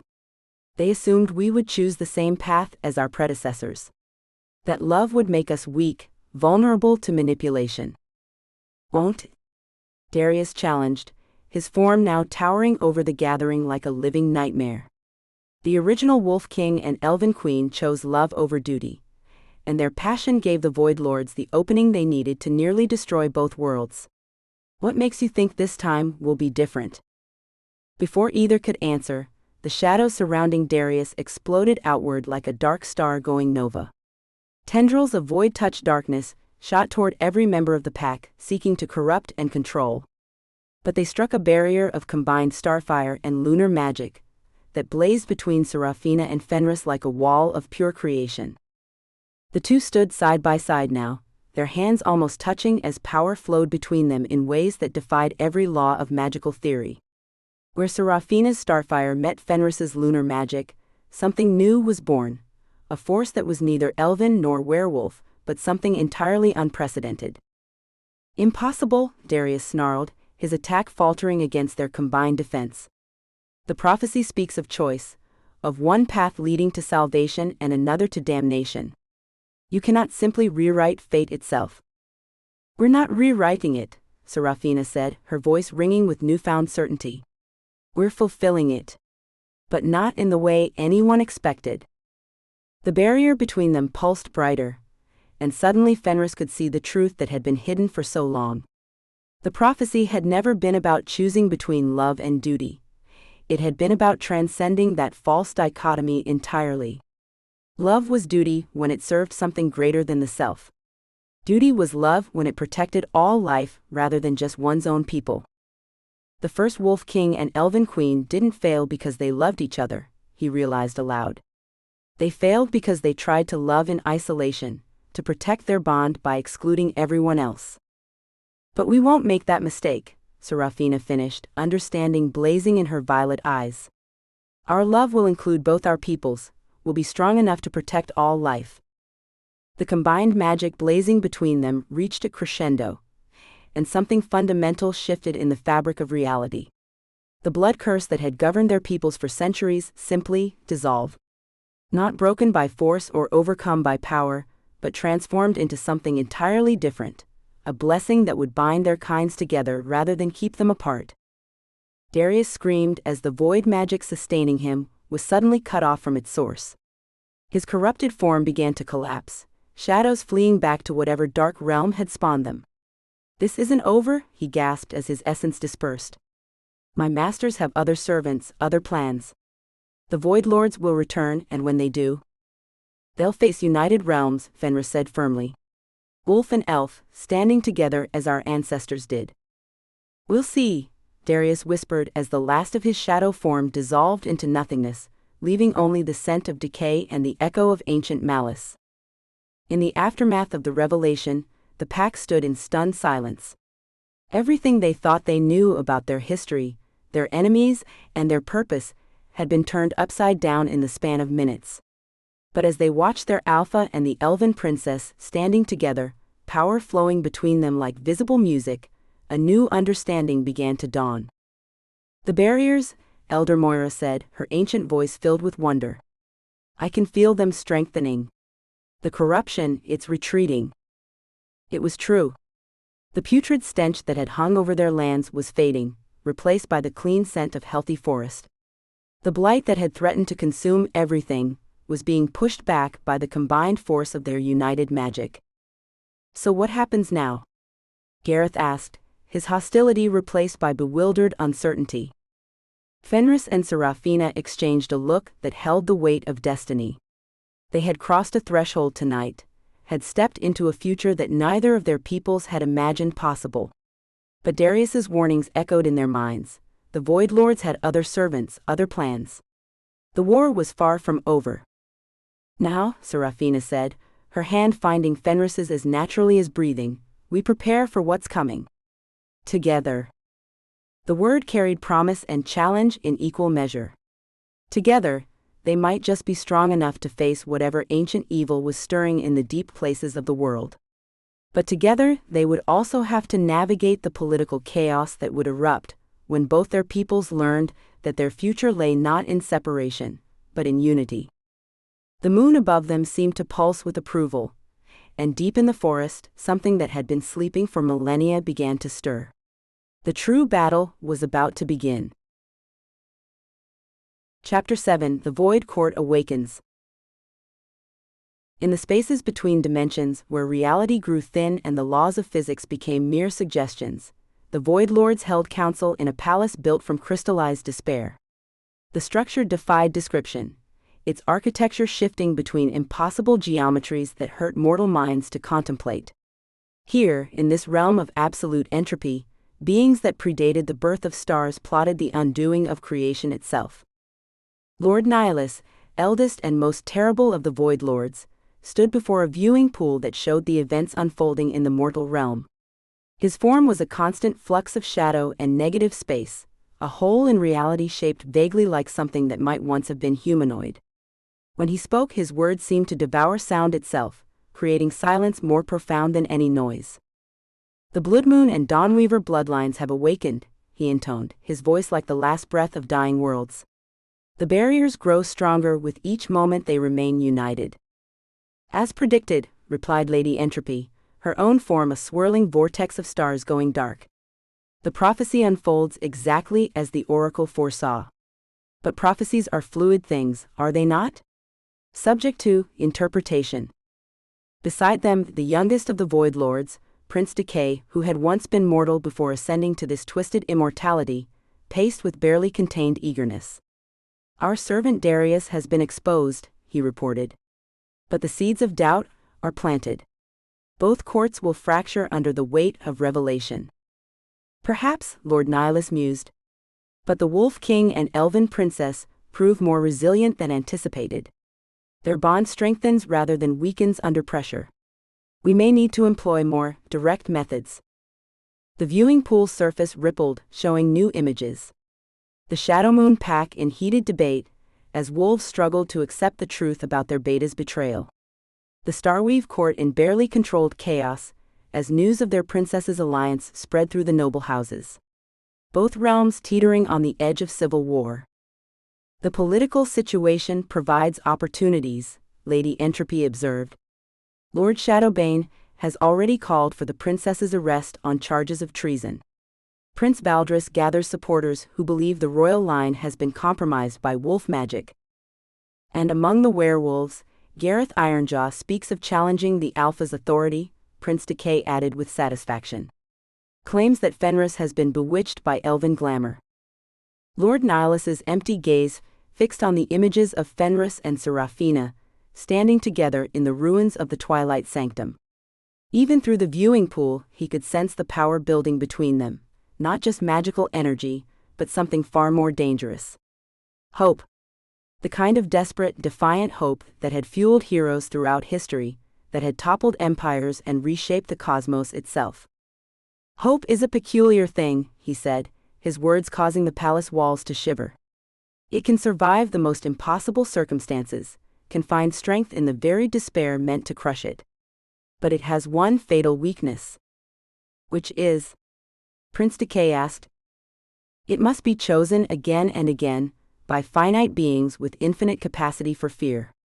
Lord Nihilus gestured, and the viewing pool showed them a new scene, the deep caverns beneath the Thornvale where something massive stirred in the darkness. Arrange for our sleeping brother to wake. Let them face Leviathan in all his primordial fury. We shall see how their hope fares against a creature that devoured mountains in the first age of the world. Meanwhile, in the mortal realm, Fenris and Seraphina found themselves standing before the entrance to a cave system that yawned like the mouth of some primordial beast. The corruption was strongest here, so concentrated that it formed visible streams of shadow flowing from the depths. But more than that, both could sense something vast and ancient stirring in the darkness below. The source, Seraphina said, her magical senses recoiling from what lay beneath. Whatever's causing the corruption, it's down there. Along with something else, Fenris added grimly. Something that's been sleeping for a very long time. They had come here together, accompanied by a mixed force of elven warriors and werewolf hunters, the first combined military action between their peoples in over 8 centuries. The cooperation hadn't been easy. Centuries of mistrust didn't evaporate overnight, and more than one altercation had erupted as old prejudices clashed with new necessities. But they had found common ground in their shared determination to protect their homes. Elven precision complemented werewolf ferocity. Starfire magic enhanced lupine senses. Slowly, grudgingly, the two forces were learning to work as one. Motion sensors indicate massive displacement below, reported Captain Thaloran, his elven technology interfacing with werewolf shamanic abilities to provide enhanced reconnaissance. Something the size of a mountain is moving down there. Growing closer to the surface, added Marcus Swiftpaw, the young werewolf's enhanced hearing picking up vibrations that normal senses would miss. Whatever it is, it knows we're here. Fenris and Seraphina exchanged a look that had become their primary form of communication over the past days. Working together had forged a connection between them that went beyond words, beyond the carefully maintained barriers that their respective positions demanded. They could sense each other's thoughts now, could feel the other's emotions as if they were their own. We go down, Seraphina said, though every instinct screamed against entering that corrupted darkness. Together, Fenris agreed, his hand finding hers as naturally as breathing. The combined force descended into the caverns, elven light spells competing with the oppressive darkness that seemed to devour illumination itself. The walls were carved with symbols that predated both their civilizations, warnings in a script so old that even the forest's memory couldn't translate them. But the emotional resonance was clear: fear, desperation. A final, desperate attempt to contain something that should never have been born.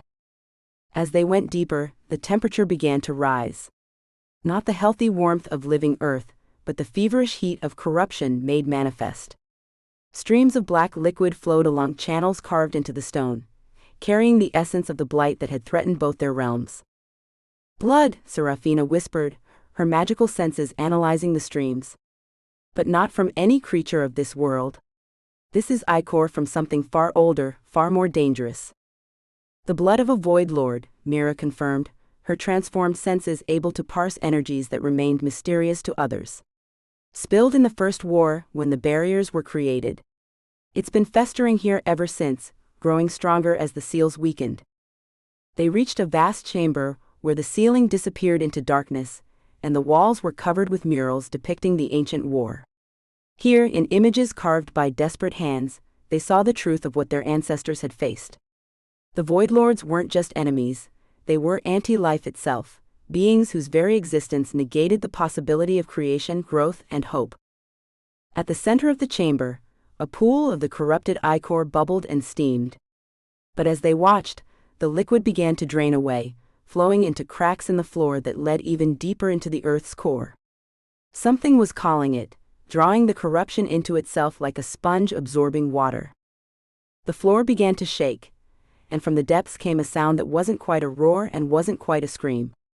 It was the voice of something that had been dreaming dark dreams for 3,000 years, something that was finally ready to wake. Leviathan, Seraphina breathed, recognition and terror warring in her voice. The Void Lord's greatest weapon. The histories say it took the combined armies of 7 realms to force it into slumber. And now it's waking up, Fenris said grimly, his wolf senses picking up the massive displacement of earth and stone occurring far beneath them. Fed by centuries of accumulated corruption. The chamber shook again, more violently this time. Cracks appeared in the ancient walls, and through them seeped more of the black ichor. But this time, the liquid moved with purpose, flowing into patterns that looked disturbingly like a summoning circle.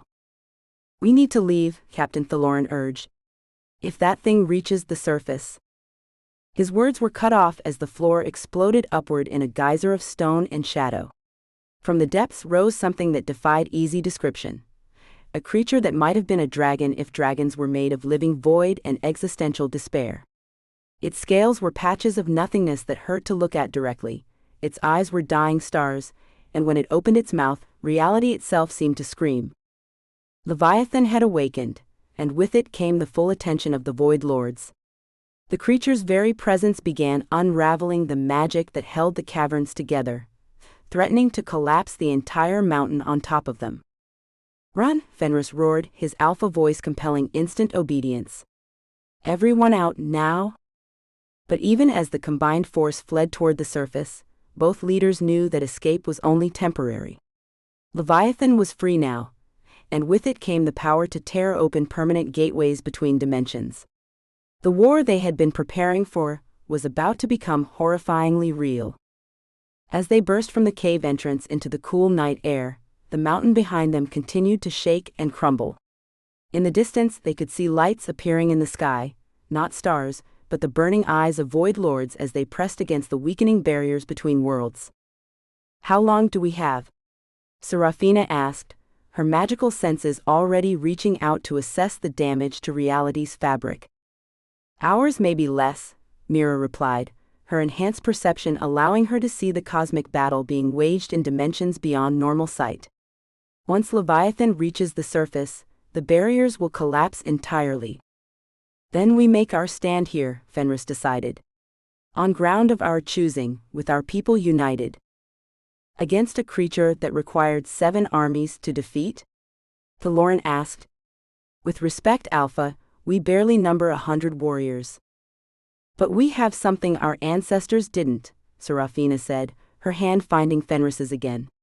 The contact sent power cascading through both their forms, magic that was neither purely elven nor purely werewolf, but something entirely new. "We have each other. Not as separate allies, but as true partners." The mountain shuddered one final time, and then Leviathan burst from its depths in an explosion of void-touched fury. The creature was even more massive than the glimpse in the caverns had suggested, easily the size of an ancient dragon, its very presence causing plants to wither and die in expanding circles around its landing site.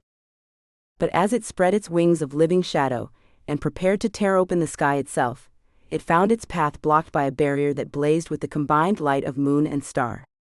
Fenris and Serafina stood together at its base, their magic intertwined so perfectly that it was impossible to tell where one ended and the other began. "Impossible," Leviathan spoke, its voice like the death of suns. "The barriers should be falling. The curse should be claiming you both." "The curse is broken," Serafina replied, starfire dancing around her hands. "And in its place stands something far stronger." "Love," Fenris added, lunar magic flowing through his voice like liquid silver. "Not the selfish love that seeks to possess, but the kind that creates, that protects, that builds rather than destroys." Leviathan's laughter was the sound of worlds ending. "Pretty words. But words have no power against the entropy that governs all things. Watch now as I tear apart everything you've built." The creature lunged forward, void-touched claws seeking to rend the barrier that protected the assembled armies. But the attack struck something unexpected, not just a magical defense, but the combined will of dozens of warriors who had chosen to stand together despite centuries of inherited hatred. Elven starfire flowed alongside werewolf lunar magic. Ancient elvish battle songs harmonized with primal wolf howls. For the first time in 3,000 years, the two peoples fought as one, their combined strength creating something that was greater than the sum of its parts. The battle for the fate of all worlds had begun, and its outcome would be decided not by ancient prophecies or cosmic forces, but by the choices made by finite beings who had dared to hope for something better. Chapter 8: Forbidden Touch. The aftermath of Leviathan's first assault left the combined forces reeling, but alive. The creature's void-touched claws had struck their barrier like the wrath of dying gods, but the united magic of wolf and elf had held, barely. Now, as the ancient horror circled overhead like a storm made manifest, Fenris and Serafina found themselves alone in the eye of the hurricane, their people forming protective circles around them, while they struggled to maintain the barrier that kept annihilation at bay. "I can't hold this much longer," Serafina gasped, starfire flickering weakly around her hands. The strain of channeling so much power was taking its toll on her immortal frame, leaving her pale and trembling despite her best efforts to project strength. "You don't have to hold it alone," Fenris replied, his own voice rough with exhaustion. Lunar magic poured from him in waves, but even his alpha strength had limits. "Together, remember? We're stronger together." But as he spoke, he could feel something changing in the barrier's composition. The magic that flowed between them was evolving, becoming something that belonged neither to wolf nor elf tradition. It was raw creation force, the kind of power that had shaped the world in its earliest days, when the boundaries between possible and impossible were still being written. Above them, Leviathan sensed the shift and roared its displeasure. The creature dove toward them again, its massive form cutting through the night sky like a falling star made of pure malevolence. But this time, instead of striking their barrier directly, it unleashed something far more insidious, a wave of psychic corruption designed to turn their own thoughts against them. The attack hit Fenris first, filling his mind with visions of Serafina's betrayal. He saw her laughing as elven warriors slaughtered his pack, saw her hands dripping with werewolf blood as she claimed dominion over their sacred sites. The images were so vivid, so perfectly crafted to exploit his deepest fears, that for a moment his grip on their shared magic wavered. "Fenris," Serafina's voice reached him through the false visions, steady and sure despite the similar assault on her own mind. "Whatever you're seeing, it's not real. Focus on my voice. Focus on what you know to be true." Her words cut through the illusions like a blade of pure truth. But even as his mind cleared, Fenris could feel the psychic attack shifting, becoming more sophisticated. Instead of showing him false betrayals, it began showing him true possibilities, futures where their love brought only destruction, where their union triggered catastrophes that consumed both their peoples. "The blood curse exists for a reason," Leviathan's voice whispered directly into their minds. "Your ancestors learned this truth through bitter experience. Love between your kinds doesn't create, it destroys. It opens doorways that should remain sealed, awakens hungers that should stay sleeping." Serafina cried out as the visions intensified, showing her Fenris transformed into a monster that devoured her people's children, his love corrupted into something predatory and vile. The magical barrier around them flickered, as her concentration faltered.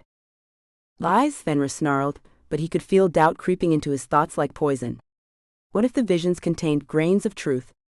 What if their love was exactly the weapon the Void Lords needed to complete their return?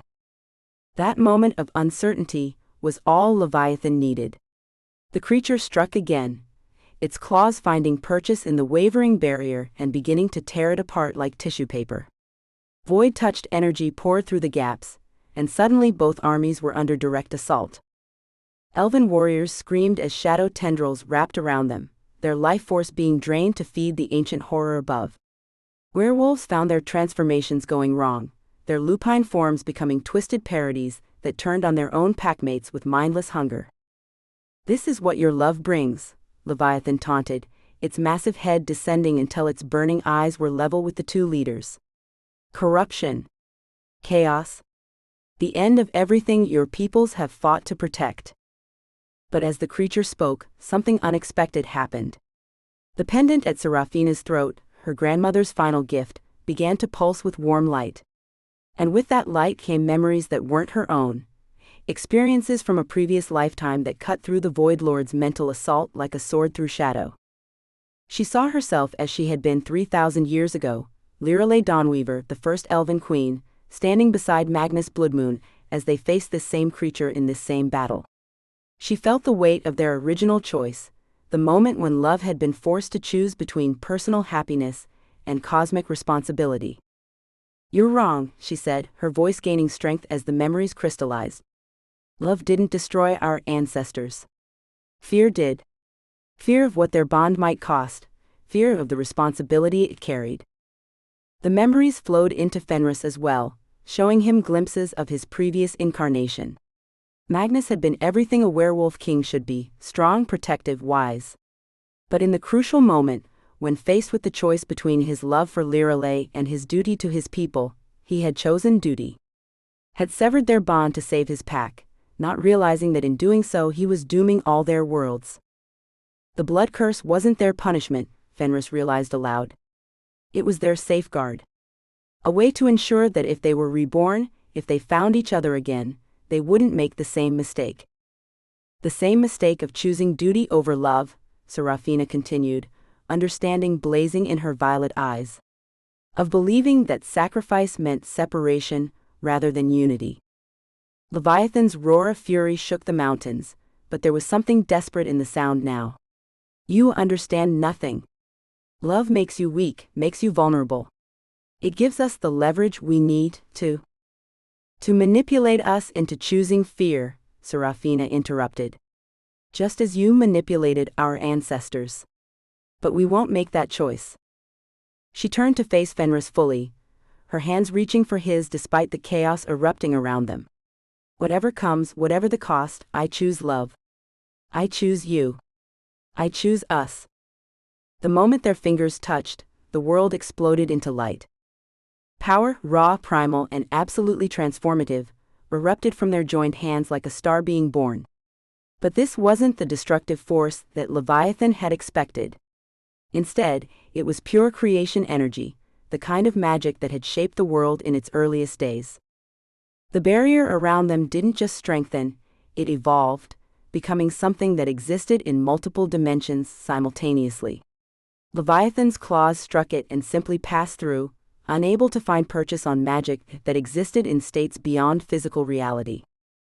"Impossible," the creature hissed, its form already beginning to waver as the creation force pressed against its void-touched essence.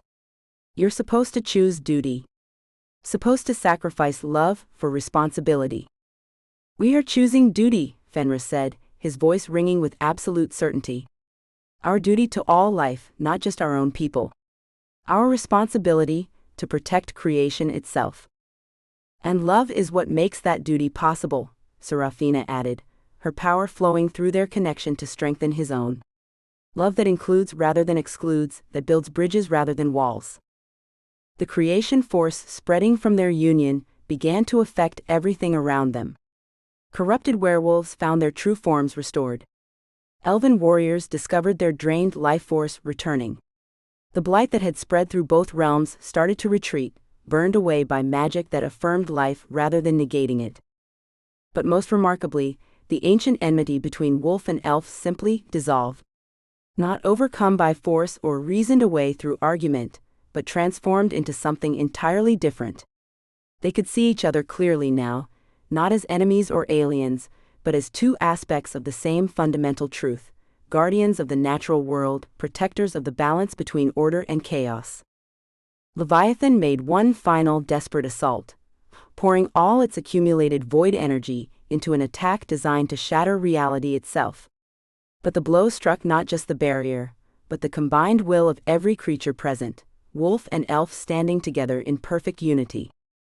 The creature's death scream echoed across dimensions as the creation force consumed it entirely, unmaking its very existence and sending its essence fleeing back to the void between stars. But even as their immediate enemy fell, both Fenris and Serafina could sense other presences pressing against the boundaries of their world. The Void Lords themselves were coming, and this had been merely the opening move in a game whose true scope was only now becoming clear. "The real battle is just beginning," Serafina said, though she felt no fear. Standing beside Fenris, their power flowing between them like liquid music, she felt capable of facing anything the universe might throw at them. "Let them come," Fenris replied, his amber eyes blazing with protective fury. They'll find us ready. Around them their people no longer separate, no longer divided, prepared for war. But this time, they wouldn't be fighting alone. This time, they would face the darkness as one people, united by love that had learned to encompass all life rather than just their own hearts. The prophecy was fulfilled, but not as anyone had expected. The choice had been made, the price paid, and the reward was something beyond imagination, a love strong enough to rewrite the laws of reality itself. Chapter 9: The Memory Fragments. Deep within the heart of the forest, where the oldest trees held conversations in languages that predated speech, Serafina walked through groves that existed partially in memory and partially in dreams. The great world tree Yggdrasil rose before her like a pillar supporting the sky itself, its massive trunk disappearing into clouds that held the reflected light of distant stars. This was the nexus of all elven magic, the source from which her people drew their immortal strength. But something was wrong. The tree's leaves, which should have been silver and gold, showed patches of black corruption. The crystalline fruit that hung from its branches, each one containing a fragment of accumulated wisdom, were dimming one by one. Most disturbing of all, the tree's song, the constant whisper of growing life that had provided comfort to elven souls for millennia, was becoming discordant, filled with notes of pain and approaching death. "You feel it too," Lunaria said, materializing from between the roots like a figure stepped from legend. The former queen looked older than Serafina had ever seen her, as if the weight of approaching catastrophe was finally showing on her ageless features. "The tree is dying," Serafina confirmed, her hands pressed against the massive trunk. Through her palms, she could feel Yggdrasil's agony, not physical pain, but the deeper anguish of a consciousness that was slowly being severed from the life force that sustained it. "Not dying," Lunaria corrected. "Remembering. The corruption isn't destroying the tree's life, it's forcing it to recall things it was made to forget." She led Serafina to a hollow in the trunk where crystal formations had grown over centuries, each one capturing and preserving moments of the tree's long existence. But now the crystals were showing images that made no sense. Elves and werewolves working together, their magic intertwining to create wonders that defied imagination. "These memories were sealed away," Lunaria explained. "Hidden even from the tree itself, to protect the secret of what our peoples once were." "What secret?" Serafina asked, though she suspected the answer would shake the foundations of everything she believed about elven history. "That we were never separate species at all." The words hung in the air like thunder, their implications too vast to immediately comprehend. Serafina stared at the memory crystals, seeing images of creatures that possessed both elven grace and lupine strength, beings who could shift between forms as easily as breathing. "The original forest people," Lunaria continued, her voice heavy with the weight of revelation. "Before the Great Sundering, before the artificial divisions that created distinct bloodlines. We were one people, child, shapeshifters who could take any form the forest required." "Then why?" Serafina began, but her grandmother's raised hand silenced the question. "Because unity was our weakness as much as our strength. When the Void Lords first invaded our reality, they found us too diverse to predict, too fluid to corrupt effectively. So they employed a different strategy." Lunaria touched one of the crystals, and it showed them a scene that explained everything. A gathering much like their recent alliance, but taking place in the world's youth when magic flowed like rivers and the barriers between species were matters of choice rather than biology. The forest people in all their varied forms, sometimes elven, sometimes lupine, sometimes something entirely other, working together to weave the first barriers against the void. But among them moved a figure that Serafina recognized with growing horror. Beautiful, charismatic, and utterly convincing, one of their own people but corrupted beyond recognition. The first betrayer, the original Darius whispering poison into willing ears. "They convinced us that our diversity was chaos," Lunaria said sadly. "That to be truly strong, we needed to be pure. Elven magic for the elves, lupine strength for the wolves, each bloodline separate and distinct. Creating the divisions they could exploit," Serafina realized. "Turning us from one people into many, each suspicious of the others." "Precisely," Lunaria's expression grew even more grave. The blood curse was their masterstroke, a binding that prevented the bloodlines from reuniting, that made love between wolf and elf literally impossible. But they made one critical error. What error? They assumed that true love could be defeated by physical pain. They never understood that some bonds transcend flesh, that certain souls will find each other across lifetimes, no matter what obstacles are placed in their path. The memory crystals pulsed brighter, showing them scenes from the original war. Serafina watched in fascination as her ancient predecessor, Queen Lirale, worked alongside the first Fenris to create the Great Barriers. But this time she could see the truth that had been hidden from histories. Their magic didn't just complement each other, it was the same magic, expressed through different forms. "We're not separate species learning to cooperate," she breathed. "We're fragments of the same whole, artificially divided." And when those fragments reunite, Lunaria said with growing urgency, they become something the Void Lords truly fear. Not just powerful allies, but the restoration of what was lost, the original guardians of creation itself. A tremor ran through the great tree, and several memory crystals cracked under some unseen pressure. Through the fissures leaked images that made Serafina's blood freeze. Vast shapes moving in the void between stars, ancient intelligences that regarded mortal life with the casual indifference of gods contemplating insects. "They know," Lunaria whispered. "The Void Lords can sense the awakening. They're coming in force now, abandoning subtlety for direct assault." "How long do we have?" "Hours? Perhaps less." Lunaria's hand touched her granddaughter's cheek with infinite tenderness. "The time for preparation is ending, child. Soon you and your Wolf King will face the choice that echoes across eternity, to remain divided and vulnerable, or to unite and risk everything on the possibility of transcendence. What if we choose wrong? Then both our worlds burn, and the universe grows a little darker." Lunaria's smile held centuries of accumulated sorrow. "But what if you choose right? What if love proves stronger than fear, unity more powerful than division?"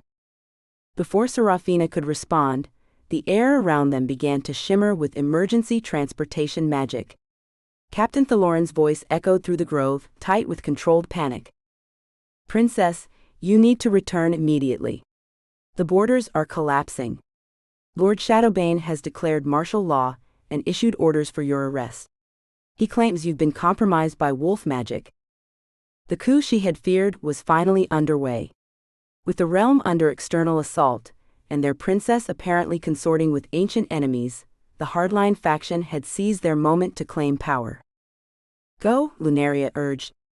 "But remember what you've learned here. When the final moment comes, trust your heart over your head, your love over your fear. The future of all creation depends on it." Serafina felt the transportation magic taking hold, but as the grove began to fade around her, one final vision flashed through her consciousness. She saw herself and Fenris standing together at the moment of ultimate choice, power beyond imagination flowing between them. But the vision split, showing two possible outcomes, one where their love transcended all barriers and healed the wounded cosmos, another where their union shattered the last seals and allowed the Void Lords to reclaim dominion over all existence. The choice was coming. And with it, the test that would determine whether love truly was stronger than the forces of entropy and despair. Chapter 10: War Councils. The Court of Stars had been transformed into a fortress, its crystalline spires now crackling with defensive magic as elven warriors prepared for siege. Serafina materialized in the center of the Great Hall to find chaos barely held in check by military discipline. Noble houses that had coexisted peacefully for centuries now eyed each other with open suspicion, while Captain Thaloran struggled to coordinate defenses against enemies that seemed to strike from everywhere and nowhere at once. "Princess," Lord Shadowbane's voice cut through the commotion like a blade. The tall, silver-haired elf approached with a cadre of supporters, his expression a mask of barely controlled fury. "By order of the Emergency Council, you are under arrest for treason against the realm." "On what grounds?" Serafina demanded, though she kept her voice level despite the rage building in her chest. "Consorting with enemies of the state," violating the sacred treaties that protect our people, endangering the realm through reckless magical experimentation. Shadowbane's accusations drew murmurs of agreement from his faction. Your alliance with the Wolf King has already begun to corrupt our sacred sites. The heart of the forest grows weaker by the hour. The heart grows weaker because we're under attack by forces that threaten all life, Serafina shot back. Forces that grow stronger when we remain divided. Lies spread by creatures who have spent centuries planning our destruction. Shadowbane gestured. An elven guard stepped forward with crystal restraints designed to contain magical prisoners. You will be held until the current crisis passes, at which point you will face formal charges before the full council. But before the guards could reach her, starfire erupted around Serafina's form. Not the gentle light she usually wielded, but something primal and terrible that spoke of power barely held in check. I am the last true heir of the Dawnweaver line, she said, her voice carrying harmonics that made the crystal walls ring like bells. I am your princess by right of blood and magic. And I will not be caged while our people face extinction. The confrontation might have escalated into violence, but Lady Starweaver stepped between them with diplomatic grace. The ancient elf's presence immediately commanded attention, her reputation for wisdom earning respect even from Shadowbane's hardline supporters. Perhaps, she said carefully, we might find a middle path. Princess, if you would consent to house arrest until we can properly investigate these allegations. There's no time for political games, Serafina said firmly. Even now, the Wolf King's forces are under assault. If we don't coordinate our defenses. The Wolf King can burn, Shadowbane snarled, his carefully maintained composure finally cracking. Let the mongrels face the consequences of their ancient crimes. Our only concern is protecting elven lives. And what happens when the corruption consumes their lands entirely? Serafina challenged. When whatever force drives it turns its full attention to our realm? Do you think the barriers will hold without werewolf magic to strengthen them? The barriers have held for 3 centuries without lupine assistance, Lord Silvermere interjected, though uncertainty flickered in his eyes. Our ancestors built them to be self-sustaining. Our ancestors built them to be maintained by both bloodlines working in harmony, Serafina corrected. The histories have been edited, the crucial details removed or altered to hide the truth of our origins. She gestured, and starlight began forming images in the air, not illusions, but memories drawn from the heart of the forest itself, preserved in the very wood and stone of their realm. The assembled nobles gasped as they saw their ancestors working alongside werewolf shamans, elven magic and lupine strength combining to create wonders that dwarfed anything their current civilization had achieved. Impossible, Shadowbane breathed, but his voice lacked conviction. These images could be fabrications, wolf glamour designed to. His words were cut off as the great hall shuddered, massive impacts striking the outer wards with increasing frequency. Through the crystal windows they could see the night sky beginning to tear like fabric, revealing glimpses of the void between stars where ancient horrors waited with infinite patience. The barriers are failing, Captain Thaloran reported, his usual calm cracking under the strain. Whatever's attacking us, it's not just shadow spawn anymore. These are void lords themselves, pressing directly against our defenses. How long? Lady Starweaver asked. At current rate of deterioration, perhaps an hour before the primary wards collapse entirely. The timeline sent shockwaves through the assembly. An hour to decide the fate of their entire civilization, to choose between ancient prejudice and unprecedented cooperation. We could attempt the Great Withdrawal, Lord Silvermere suggested desperately. Retreat to the deep sanctuaries, seal ourselves away until... Until what? Serafina interrupted. Until the corruption consumes the entire mortal realm? Until we're the last spark of life in a universe given over to void and despair? She moved to the center of the hall, power radiating from her in waves that made the assembled nobles step back involuntarily. I've seen what we face, she continued. Beings that regard our existence as an insult to the natural order of entropy. They won't be content with conquest, they want to unmake creation itself, to return the universe to the empty perfection of absolute nothingness. Then what do you propose? Shadowbane demanded, though his hostility was beginning to give way to desperate pragmatism. Alliance. True alliance, not the careful treaties that keep us separate, but the kind of unity our ancestors knew before fear divided us. Seraphina's violet eyes swept the assembly, meeting each gaze with unflinching determination. I propose that we stop being elves, who occasionally work with werewolves, and start being the forest people we were always meant to be. The silence that followed was deafening. What she suggested went beyond politics or military necessity.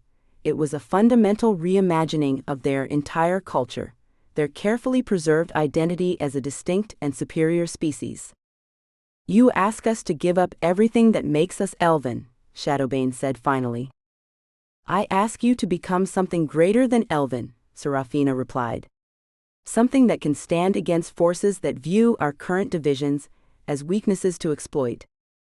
Meanwhile, in the Shadowmoon Den, Fenris faced a similar crisis of faith and leadership. His pack had gathered in emergency session, but instead of unity, he found fractures that threatened to tear apart everything he had built. The Alpha has been compromised, Gareth Ironjaw declared, his scarred face twisted with conviction. Bewitched by elven glamour, corrupted by their star magic. He can no longer be trusted to lead. Those are serious accusations, Elder Moira said carefully, though Fenris could see the doubt in her ancient eyes. Do you have evidence? The evidence of our own senses, another wolf replied. He stands with our ancient enemies, allows their princess into our most sacred spaces, speaks of unity with creatures who cursed our bloodlines. And in doing so he's made us stronger, Marcus Swiftpaw interjected, earning snarls from Gareth's supporters. The corruption retreats when they work together. The barriers grow stronger when they stand united. Temporary effects of powerful magic, Gareth dismissed. The long-term consequences will be catastrophic. Mark my words, within a generation we'll be servants to elven lords, our people reduced to hunting hounds for their amusement. Fenris listened to the debate with growing weariness. His pack's fears weren't entirely unfounded. Alliance with the elves would change their culture in ways that couldn't be predicted or controlled. But the alternative was extinction, and he couldn't make them see that truth through the haze of inherited prejudice. The challenge stands, Gareth announced formally. I claim the right of alpha trial, as is my privilege by the ancient laws. The ritual challenge sent ripples of shock through the assembly. Alpha trials were blood contests, fights to the death that determined pack leadership through the most primal means possible. They hadn't been invoked in over 2 centuries, not since Fenris's own grandfather had claimed leadership from a corrupt predecessor. You would spill pack blood while our people face extinction? Fenris asked, his voice deadly quiet. I would save pack honor, Gareth replied. Would preserve our true nature against contamination by alien magic. The formal words of challenge had been spoken, and by ancient law, Fenris couldn't refuse without forfeiting his position entirely. But as he prepared to accept what might be his death sentence, Mira stepped forward from the shadows. There is another way, she said, her transformed senses allowing her to perceive currents of possibility invisible to others. The ancient laws speak of trial by combat, yes. But they also provide for trial by ordeal, a test of worthiness that proves leadership through wisdom rather than strength. What ordeal? Elder Moira asked, though her tone suggested she already suspected the answer. The mating trial, Mira replied, her words sending shock waves through the assembly. The alpha must prove his bond with a worthy mate, must demonstrate that his chosen partner strengthens rather than weakens the pack. Gareth's face went pale. The mating trial was legendary among their people, a mystical ordeal that tested not just the strength of romantic love, but the deeper compatibility of souls destined to rule together. It required the alpha and his chosen mate to merge their essences completely, to become one being in both magic and spirit. The mating trial requires an elven partner, Gareth said desperately. And the blood curse has been broken, Fenris said firmly, understanding flooding through him. By choice freely made and love freely given. He looked toward the forest where he knew Serafina was facing her own political crisis. Across the miles that separated them, he could feel her presence like starfire in his blood. The bond between them had grown stronger with each passing hour, until now he could sense her thoughts as clearly as his own. "Are you ready?" her voice whispered through their connection. "I've been ready for 300 years, he replied silently. "I just didn't know what I was waiting for." "Very well," he announced to the pack. "I accept the trial by ordeal.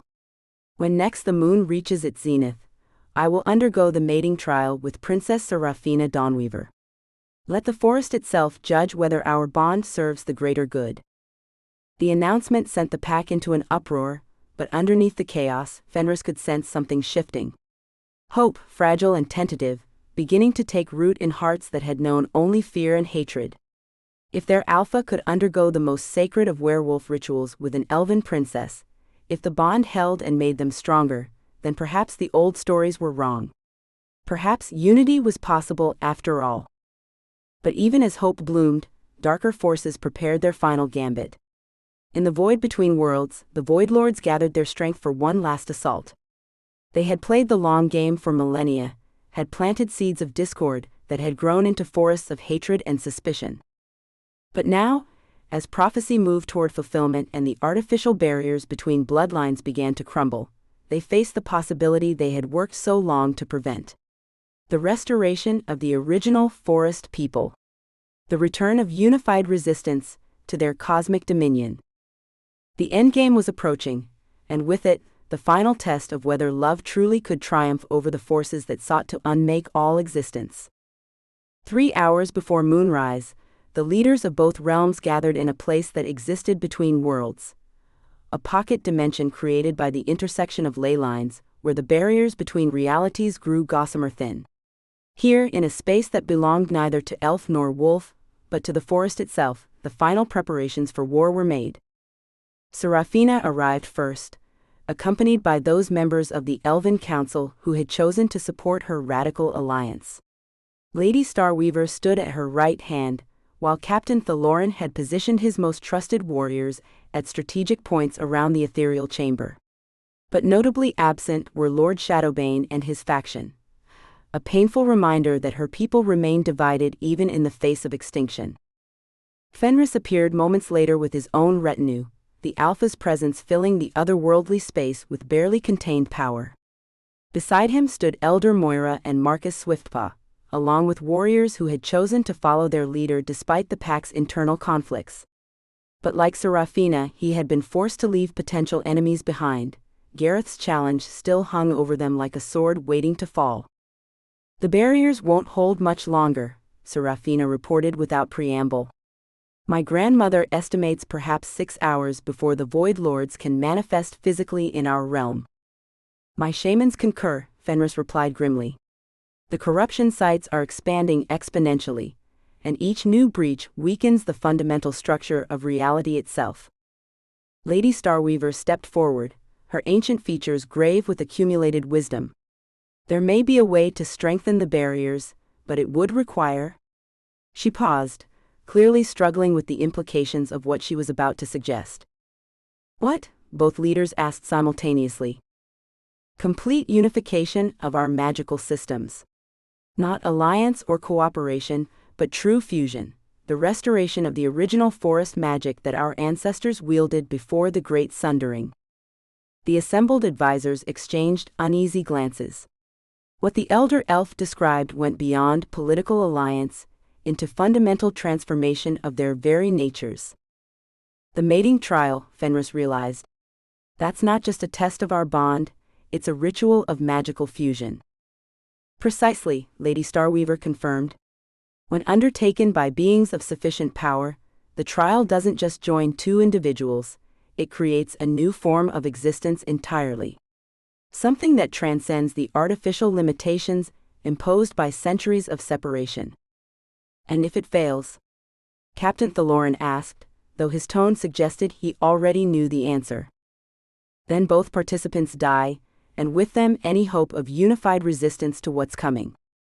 The weight of that possibility settled over the gathering like a funeral shroud. They were asking their leaders to risk not just their own lives, but the future of both their peoples, on a ritual that hadn't been successfully completed in over 1,000 years. "There's something else," Elder Moira said reluctantly. "The trial requires absolute trust between the participants.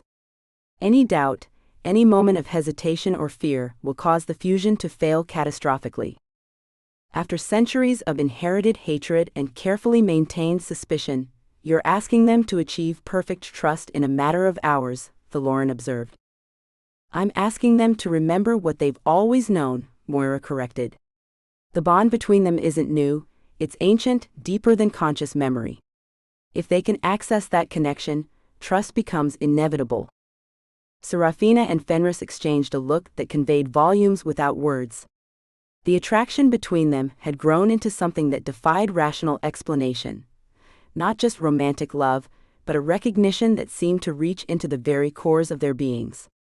When they stood together, when their magic flowed in harmony, it felt less like learning something new and more like remembering something temporarily forgotten. "We'll do it," Serafina said firmly. "Whatever the risks, whatever the costs." "Together," Fenris agreed, his hand finding hers with perfect naturalness. The moment their fingers touched, power sparked between them, not the destructive force they had wielded against Leviathan, but something gentler and infinitely more profound. Creation magic in its purest form, the kind of energy that had shaped the cosmos in its first moments.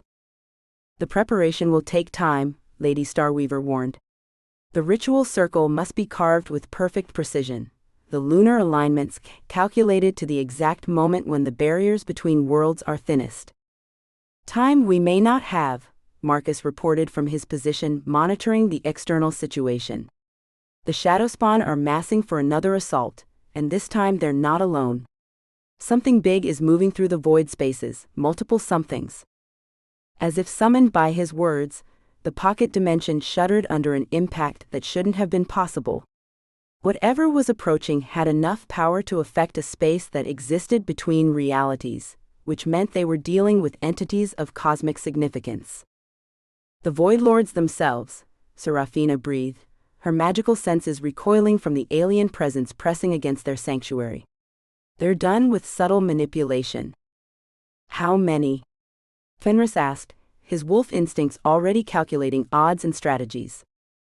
"All of them," Lady Starweaver replied, her face pale with terror. "Every Void Lord that survived the First War, united in common cause for the first time in 3 millennia.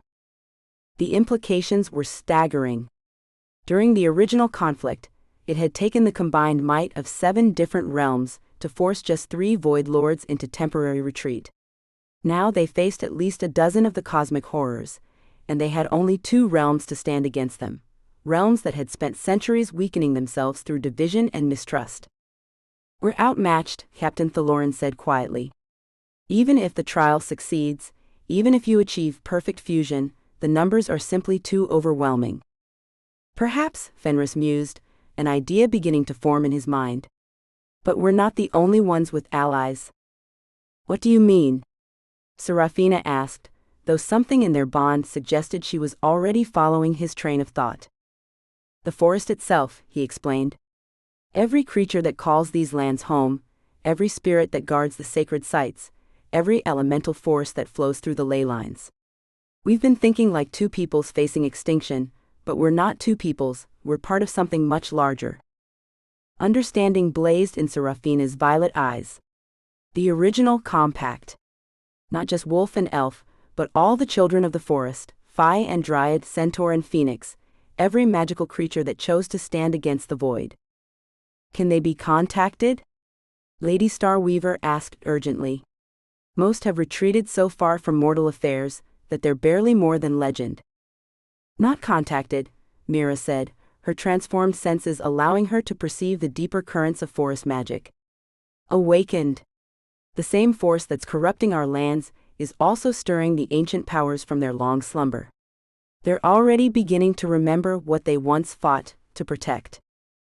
As if to confirm her words, new presences began manifesting at the edges of the pocket dimension. Creatures of living flame and liquid moonlight, beings of pure thought and crystallized emotion, the forgotten children of the forest, roused from eons of peaceful isolation by the growing threat to all existence. The old alliances remember, one of them spoke, its voice like wind through autumn leaves. The compact endures, though the guardians have forgotten their true nature. Will you stand with us? Serafina asked, hope and fear warring in her voice.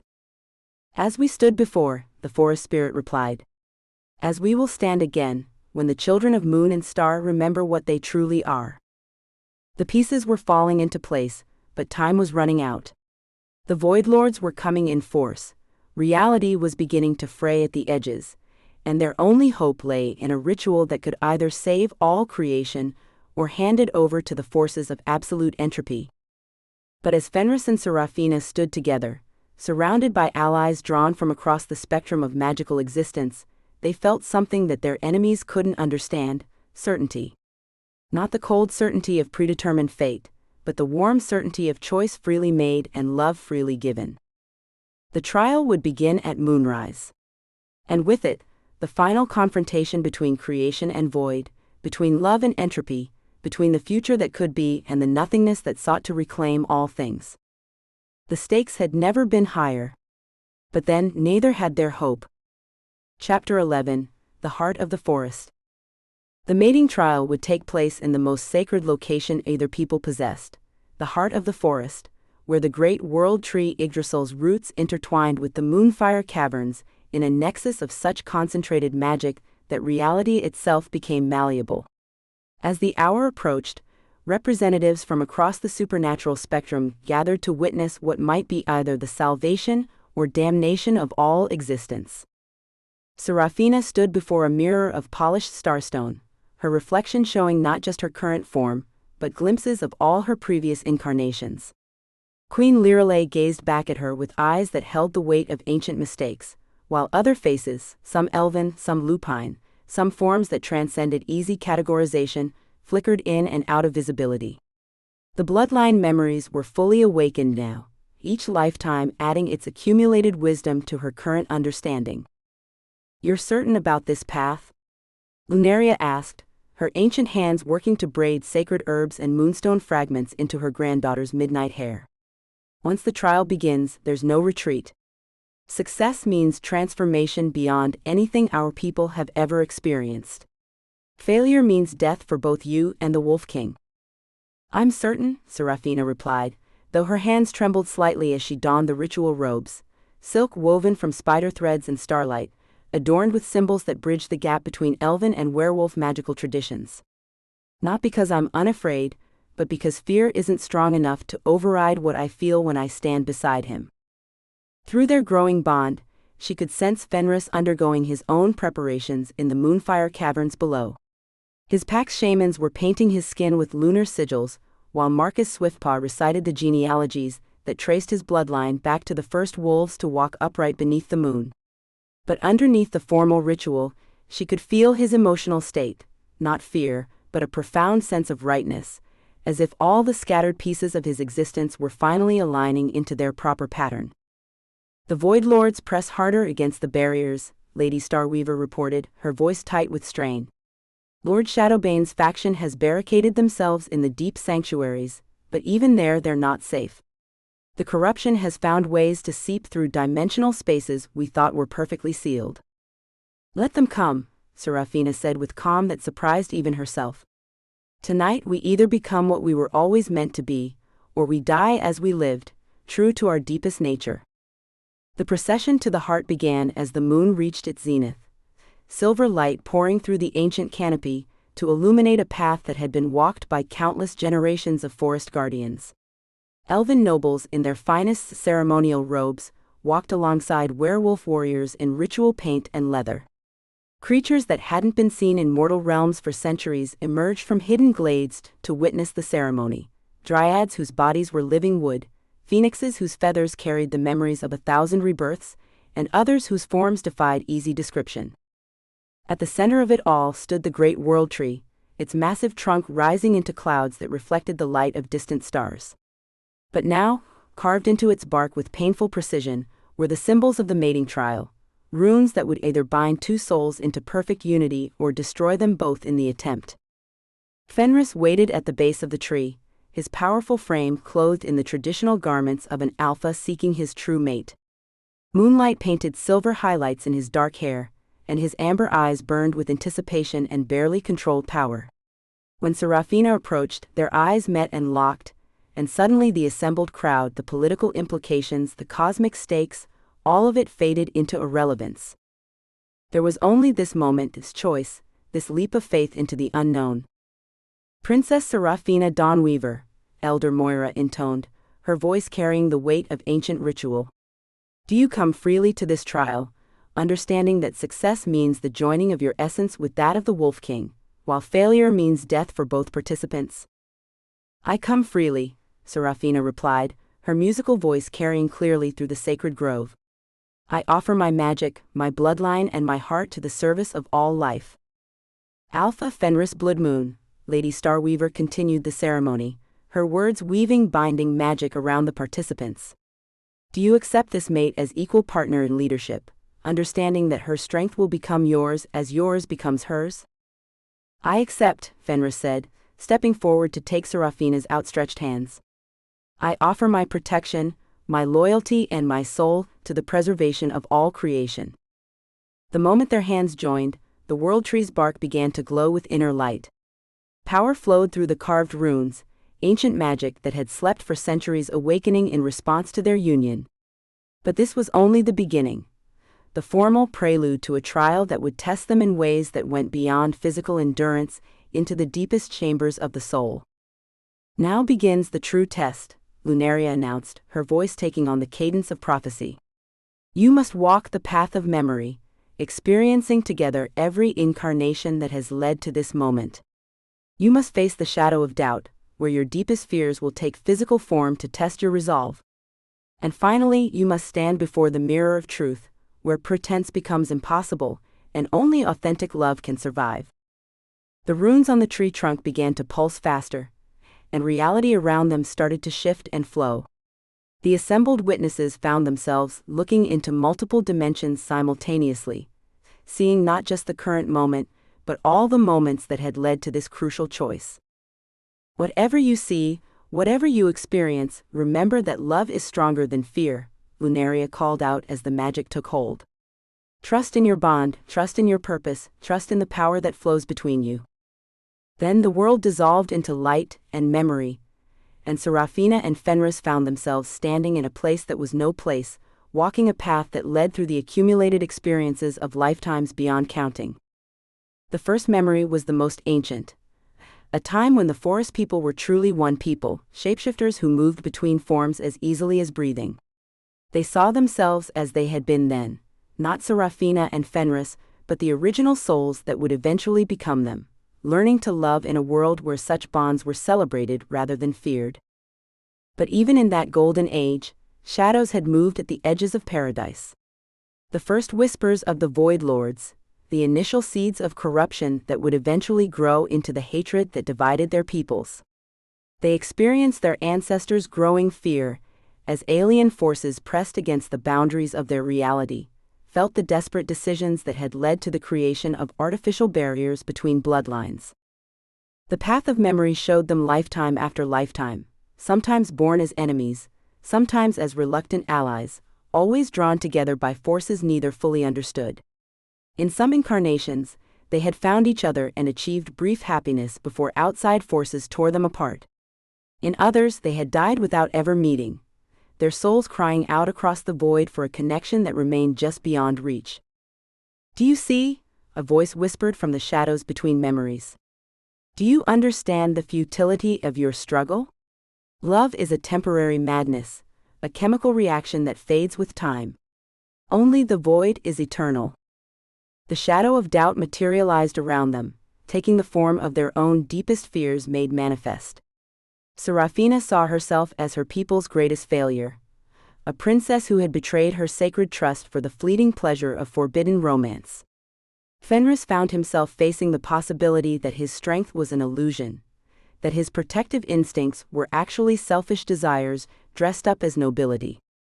You will destroy everything you touch, the shadows whispered. Your love will poison the pure streams of elven magic, will corrupt the sacred traditions of the wolf packs. Children will die because of your choices. Innocence will suffer because you chose personal happiness over public responsibility. For a moment, the weight of those accusations threatened to crush them both. The fears were so carefully crafted, so perfectly targeted at their individual vulnerabilities, that they almost felt true. But then, through their bond, each felt the other's unwavering faith, not blind devotion but clear-eyed recognition of worth and potential. "My love doesn't make me weak," Serafina said, her voice gaining strength as she spoke. "It makes me more myself than I've ever been. More capable of serving others, because I finally understand what it means to be complete." "My strength isn't diminished by my feelings for her," Fenris added, his amber eyes blazing with certainty. "It's magnified, focused, given purpose beyond simple survival." The shadows recoiled from their combined declaration, unable to maintain form in the face of such absolute conviction. But even as the shadow of doubt dissolved, they found themselves standing before the final test, the mirror of truth. The mirror's surface showed them not as they appeared to others, but as they truly were in the deepest chambers of their souls. And what they saw there took their breath away. They were ancient beyond measure, not their physical forms, but the essential souls that had worn countless bodies across eons of existence. They had been lovers and enemies, partners and rivals, always drawn together by forces that transcended individual lifetimes. But more than that, they were fragments of something larger, pieces of a cosmic pattern that had been broken by the Void Lord's first invasion. "We're the original templates," Serafina breathed, understanding flooding through her. "Not just reincarnated lovers, but the fundamental archetypes from which all forest magic springs." "The source code of creation itself," Fenris agreed, seeing how their essences contained the basic patterns that governed growth, protection, nurturing, and strength. "When we're united, we don't just have power, we are power. The living embodiment of the forces that drive existence itself." The mirror of truth began to resonate, and through its surface they could see the cosmic battle raging beyond their pocket dimension. The Void Lords pressed against reality's barriers with increasing desperation, knowing that if the trial succeeded, if the original archetypes were reunited, their 3,000-year campaign would end in ultimate failure. "Now," Lady Starweaver's voice reached them across dimensions.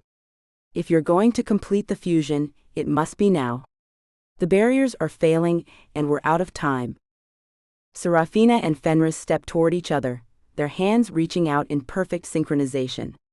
The moment their palms touched, light exploded around them, not the harsh glare of destroyed matter, but the warm radiance of new creation taking shape.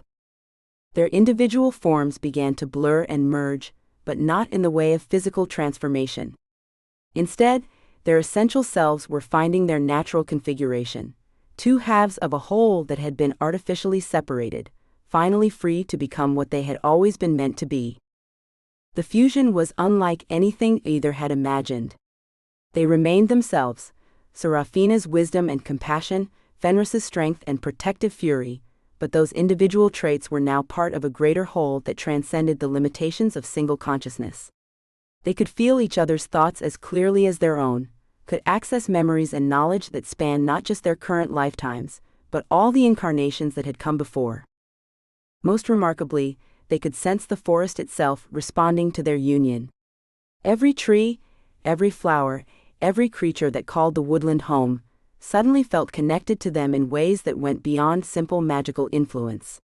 They had become the living embodiment of the forest's consciousness, the voice through which nature itself could speak and act. "The trial is complete," Elder Moira announced, though her voice carried wonder rather than mere ceremonial satisfaction. "The bonds are forged, the bloodlines united. Let all witness the birth of the forest guardians reborn." But even as the assembled crowd erupted in celebration, Serafina and Fenris could feel tremors running through the fabric of reality itself. The Void Lord's response to their union was immediate and catastrophic. Reality tears were opening across both realms, disgorging creatures of living entropy that sought to devour existence itself. "They're making their final move," Fenris said, his enhanced senses picking up dimensional disturbances that normal perception would miss. "Everything they've done, every manipulation and betrayal, has been leading to this moment." Because they know that united, we can repair the original barriers, Serafina continued. But only if we act quickly, before they establish permanent footholds in our reality. Through their expanded awareness, they could perceive the true scope of the invasion. Void-touched creatures were pouring through dimensional rifts near every major population center. The elven city of Starlight Falls was under siege by beings of pure entropy. The werewolf stronghold of Iron Mountain faced assault by creatures that devoured matter itself, leaving only empty space in their wake. Our people need us, they said in unison, their voices harmonizing in ways that made the very air sing with power. But as they prepared to leave the heart of the forest, a new presence made itself known. The space around them began to darken, not with the absence of light, but with the presence of something that existed outside the normal spectrum of perception. When the darkness cleared, they found themselves facing a figure that made even their enhanced forms recoil in instinctive terror. Lord Nihilus himself had breached the barriers, bringing the full attention of the Void Court into their reality. The eldest of the Void Lords stood before them like a hole cut in the shape of something that might once have been humanoid, his very presence causing plants to wither and die in expanding circles around his feet. The eternal pair, he said, his voice the sound of civilizations falling into dust. How delightfully predictable. You've played your parts exactly as the ancient prophecies foretold. You speak as if you've won, Serafina replied, starfire and moonlight dancing around her hands in patterns that hurt to look at directly. But I see only a desperate creature clinging to power that was never rightfully his. Power? Nihilus laughed, the sound causing reality to fracture in small ways around them. I care nothing for power, child. I serve entropy itself, the natural force that returns all created things to their proper state of non-existence. Your love, your unity, your precious hope, all of it is merely delay tactics in a war whose outcome was decided before your universe drew its first breath. Then why do you work so hard to prevent our union? Fenris challenged, his own power building in response to the threat. If victory is inevitable, why not let us exhaust ourselves in futile struggle? The question seemed to amuse the Void Lord. Because your struggle has value beyond your understanding. Each time you love, each time you unite, each time you create something beautiful, you make the final entropy all the more exquisite. Hope seasoned with despair, creation spiced with inevitable destruction. You are not my enemies, eternal pair. You are my greatest collaborators. The words hit them both like ice water, threatening to undermine the very foundations of their newly forged bond. If their love served the purposes of entropy, if their unity was exactly what their enemies wanted, then what hope did any of them have? But as doubt began to creep into their thoughts, the world tree above them pulsed with warm light. Through its roots and branches they felt the presence of every creature their love had already saved, wolves whose corruption had been cleansed, elves whose drained life force had been restored, forests where the blight had retreated before the advancing tide of their combined power. You're wrong, Serafina said, her voice gaining strength as understanding dawned. Creation isn't seasoning for destruction. It's the opposite. Destruction is the price we pay for the chance to create something better. Every ending enables a new beginning, Fenris added, his amber eyes blazing with insight. Every death feeds new life. You don't serve entropy, you serve stagnation. The kind of empty existence that never risks anything because it's too afraid to lose what it has. Nihilus's form flickered with what might have been uncertainty. Pretty philosophies. But philosophy won't save you from what comes next. He gestured, and the heart of the forest filled with shadows that moved independently of any light source. From those shadows emerged the final wave of the Void Court's assault, not just shadow spawn or corrupted creatures but Void Lords themselves. Lady Entropy arrived in a whirlwind of dying stars. Prince Decay manifested as a walking plague that turned living matter into dust with every step.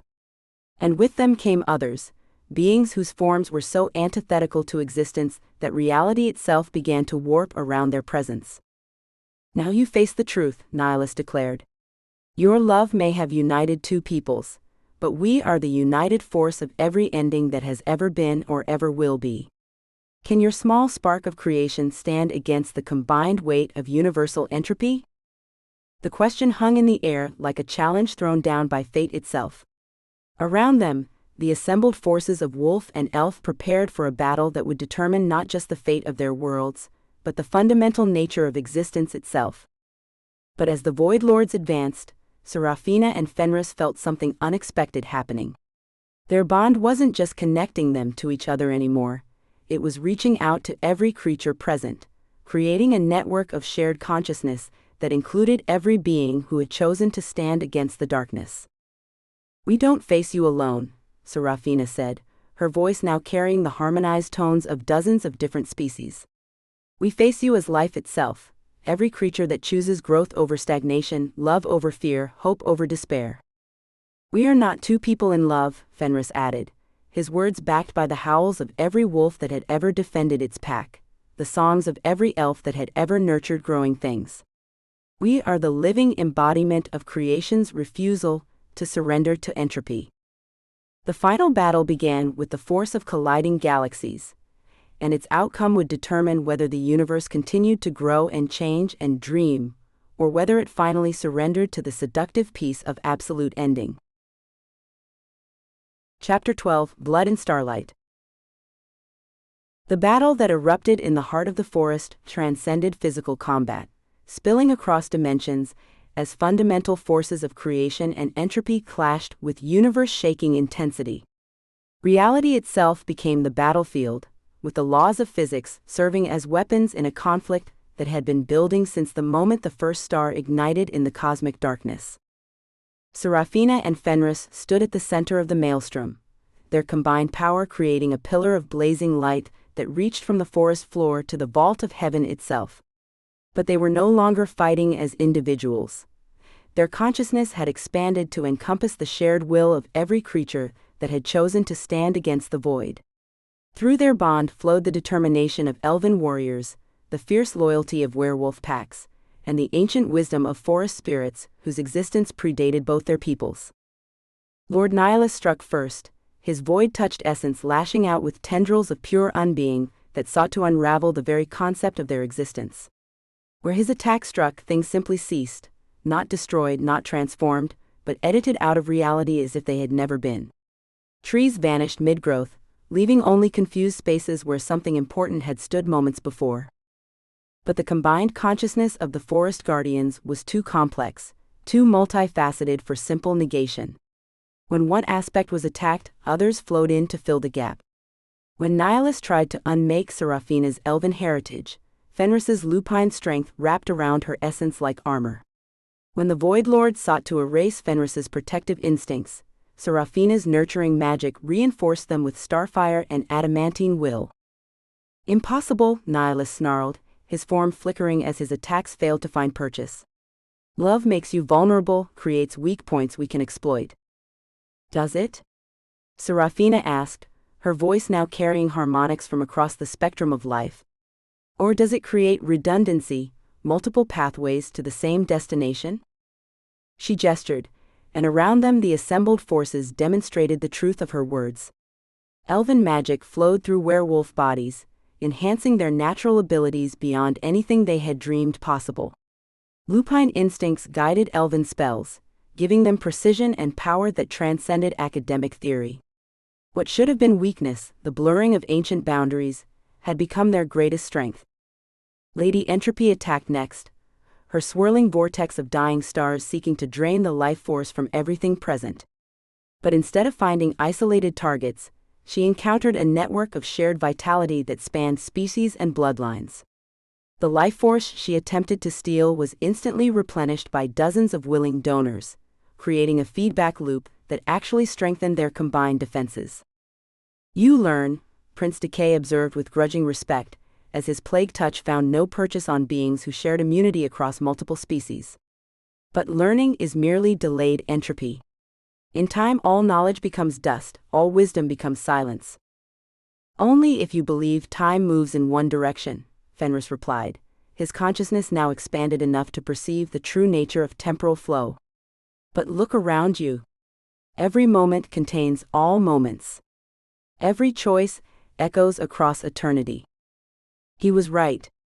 The heart of the forest had become a nexus where past, present, and future converged. The watching crowd could see their ancestors standing beside them, could glimpse the descendants who would inherit the world they created tonight. The battle wasn't just about current survival.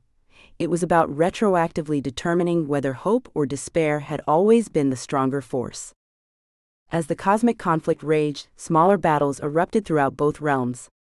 In the Starweave Court, Lord Shadowbane's faction found themselves facing not just political opposition, but direct assault from void-touch creatures that materialized within their own strongholds. The barriers that had protected them for centuries were failing, reality bleeding through dimensional cracks that spread like spider webs across their pristine architecture. Princess Serafina has doomed us all, Shadowbane declared as he rallied his supporters in the Crystal Throne Room. Her alliance with the wolves has triggered the very catastrophe our ancestors died to prevent. But even as he spoke, reports were arriving that contradicted his words. Wherever the princess and the Wolf King's influence reached, the corruption was retreating. Plants thought dead were returning to life. Wounded warriors found their injuries healing with unprecedented speed. The blight that had threatened to consume everything was being burned away by power that affirmed existence rather than negating it. Perhaps, Lady Moonwhisper said carefully, we have been wrong about the nature of the curse that divided us. Nonsense, Shadowbane snapped. The blood curse exists to protect both our peoples from the consequences of forbidden union. History clearly shows. His words were cut off as reality tore open in the center of the throne room. Through the rift stepped Prince Valdris, Serafina's ambitious cousin, but his form was wrong in every detail. Where he should have been tall and graceful, he was elongated and predatory. Where his eyes should have held elven wisdom, they burned with void-touched hunger. History shows what we wanted it to show, Valdris said, his voice carrying undertones that made the assembled elves' skin crawl. What we needed it to show to keep the bloodlines separate and weak. Valdris, Shadowbane breathed. What have you become? What I always was, the corrupted prince replied. A servant of the true order, the inevitable entropy that awaits all created things. Did you think your princess was the only one with ancient memories? I too remember my past incarnations, all the times I've worked to prevent the eternal pair from recognizing their true nature. He gestured and more void-touch creatures poured through the dimensional rift. But these weren't mindless shadow spawn, they were elven nobles, court officials, trusted advisors who had been compromised by void magic over generations of careful corruption. The infection runs deep, Valdris continued with satisfaction. Half your court serves my masters willingly or unknowingly. Every decision, every law, every tradition that has kept your people isolated, all guided by whispers from the spaces between stars. The revelation shattered Lord Shadowbane's worldview. Everything he had fought to preserve, every principle he had defended, had been shaped by enemy manipulation. The isolation he had championed hadn't protected his people, it had made them vulnerable, cut off from the allies they desperately needed. Meanwhile, in the werewolf territories, similar scenes of revelation were playing out. Gareth Ironjaw found himself facing creatures that wore the faces of his own packmates, void-touched infiltrators who had been spreading discord for decades. The corruption they had attributed to elven influence was revealed as the work of their own compromised members. How many? Elder Moira demanded, as she and the remaining loyal wolves formed defensive circles around their non-combatants. How many of our own have been turned against us? Does it matter? Gareth replied, his earlier hostility replaced by grim determination. What matters is standing together now when it counts. The battles raging across both realms were more than military conflicts, they were tests of will, examinations of whether hope could survive when stripped of all illusions and comfortable certainties. The truth was harsh. Both peoples had been infiltrated, manipulated, and partially corrupted over centuries of careful enemy action. But that truth also carried liberation. The enemy was finally revealed, the source of their ancient hatreds, exposed as external manipulation rather than inherent incompatibility. Back in the heart of the forest, the cosmic battle reached its climax, as the fully manifested Void Court pressed their final assault. Reality fractured around them like broken glass, each shard reflecting a different possible future. In some, the darkness won and the universe slowly wound down into perfect empty silence. In others, creation triumphed, and new forms of life exploded across the cosmos like flowers in eternal spring.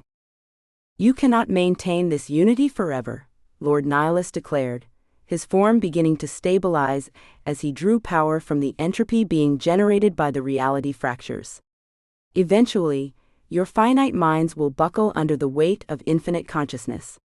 And when they do, we'll be waiting." "Will you?" Serafina asked, her merged consciousness now operating on multiple levels simultaneously. "Because I think you've misunderstood something fundamental about the nature of love." She and Fenris stepped forward as one, their combined essence blazing with such intensity that even the Void Lords had to shield themselves from the radiance. But this wasn't the harsh light of destruction, it was the warm glow of a hearth fire, the gentle radiance of dawn breaking over a peaceful landscape. "You think love makes us weak because it creates things we fear to lose," Fenris continued. "But true love, the kind that encompasses all life rather than just the beloved, doesn't fear loss because it knows that what is truly valuable can never be destroyed." "Creation is eternal," they said together, their voices creating harmonies that resonated across dimensions. "Not because created things last forever, but because the creative force itself is inexhaustible. Every ending enables a new beginning. Every destruction clears space for something better to grow." The words carried power that went beyond mere magic. They were statements of fundamental truth, declarations of the principles that governed existence at its deepest levels. And as those truths took hold, the reality fractures around them began to heal, each shard of broken possibility reintegrating into a single coherent future. The Void Lords found their footing shifting, as the very ground of reality reformed beneath them. Their power was absolute within their own realm of entropy, but here, in a space suffused with creative force, they were aliens struggling to maintain coherence. "This isn't over," Nihilus declared as his form began to fade. "We are entropy itself. We cannot be destroyed, only delayed. In time all your works will crumble, all your love will fade to memory, all your hope will be revealed as beautiful delusion." "Perhaps," Serafina acknowledged with serene acceptance. "But not today. And not tomorrow. And for as long as there are beings willing to choose creation over entropy, love over fear, hope over despair, never completely." The Void Lords retreated through dimensional rifts that sealed behind them like healing wounds. But their final words echoed through the heart of the forest with prophetic weight: "We are patient. We have eternity. And eventually, entropy always wins." As the immediate threat receded, Serafina and Fenris felt their expanded consciousness gradually contracting back toward more manageable proportions. They remained bonded, remained united in ways that transcended their individual existences, but they were also recognizably themselves again, an elven princess and a werewolf king who had found something in each other that made them more than the sum of their parts. "The barriers are stable," Lunaria reported, her ancient voice filled with relief and pride. "Stronger than they've been in centuries. But the political situation..." She gestured toward the assembled crowd, where elves and werewolves stood together in unprecedented unity, but also in unprecedented confusion. Centuries of law and tradition had been overturned in a single night. Both peoples would need time to process the changes, to understand what their future looked like in a world where ancient enemies had become family. "One crisis at a time," Fenris said with dry humor, his hands still intertwined with Serafina's. "First we save the world. Then we figure out how to govern it." But even as they spoke, both could sense the truth that would shape their immediate future. The war against the Void Lords was won for now, but the peace that followed would bring challenges that might prove even more difficult than cosmic battle. How do you unite two peoples who have spent centuries defining themselves in opposition to each other? How do you build a future when the very foundations of the past have been revealed as lies? The answer, they realized, lay not in grand gestures or sweeping pronouncements, but in the same force that had brought them together in the first place. Love, patient, persistent, willing to do the hard work of building bridges one stone at a time. The real adventure was just beginning. Chapter 13: The Traitor Revealed. 3 weeks after the battle in the heart of the forest, the process of integration between the two realms had begun in earnest. Joint councils met in the restored Twilight Sanctum, where ancient neutral ground provided space for negotiations that would have been impossible in either realm's traditional strongholds. Trade agreements were being hammered out between elven artisans and werewolf hunters. Shared magical research was revealing techniques that neither people had imagined possible.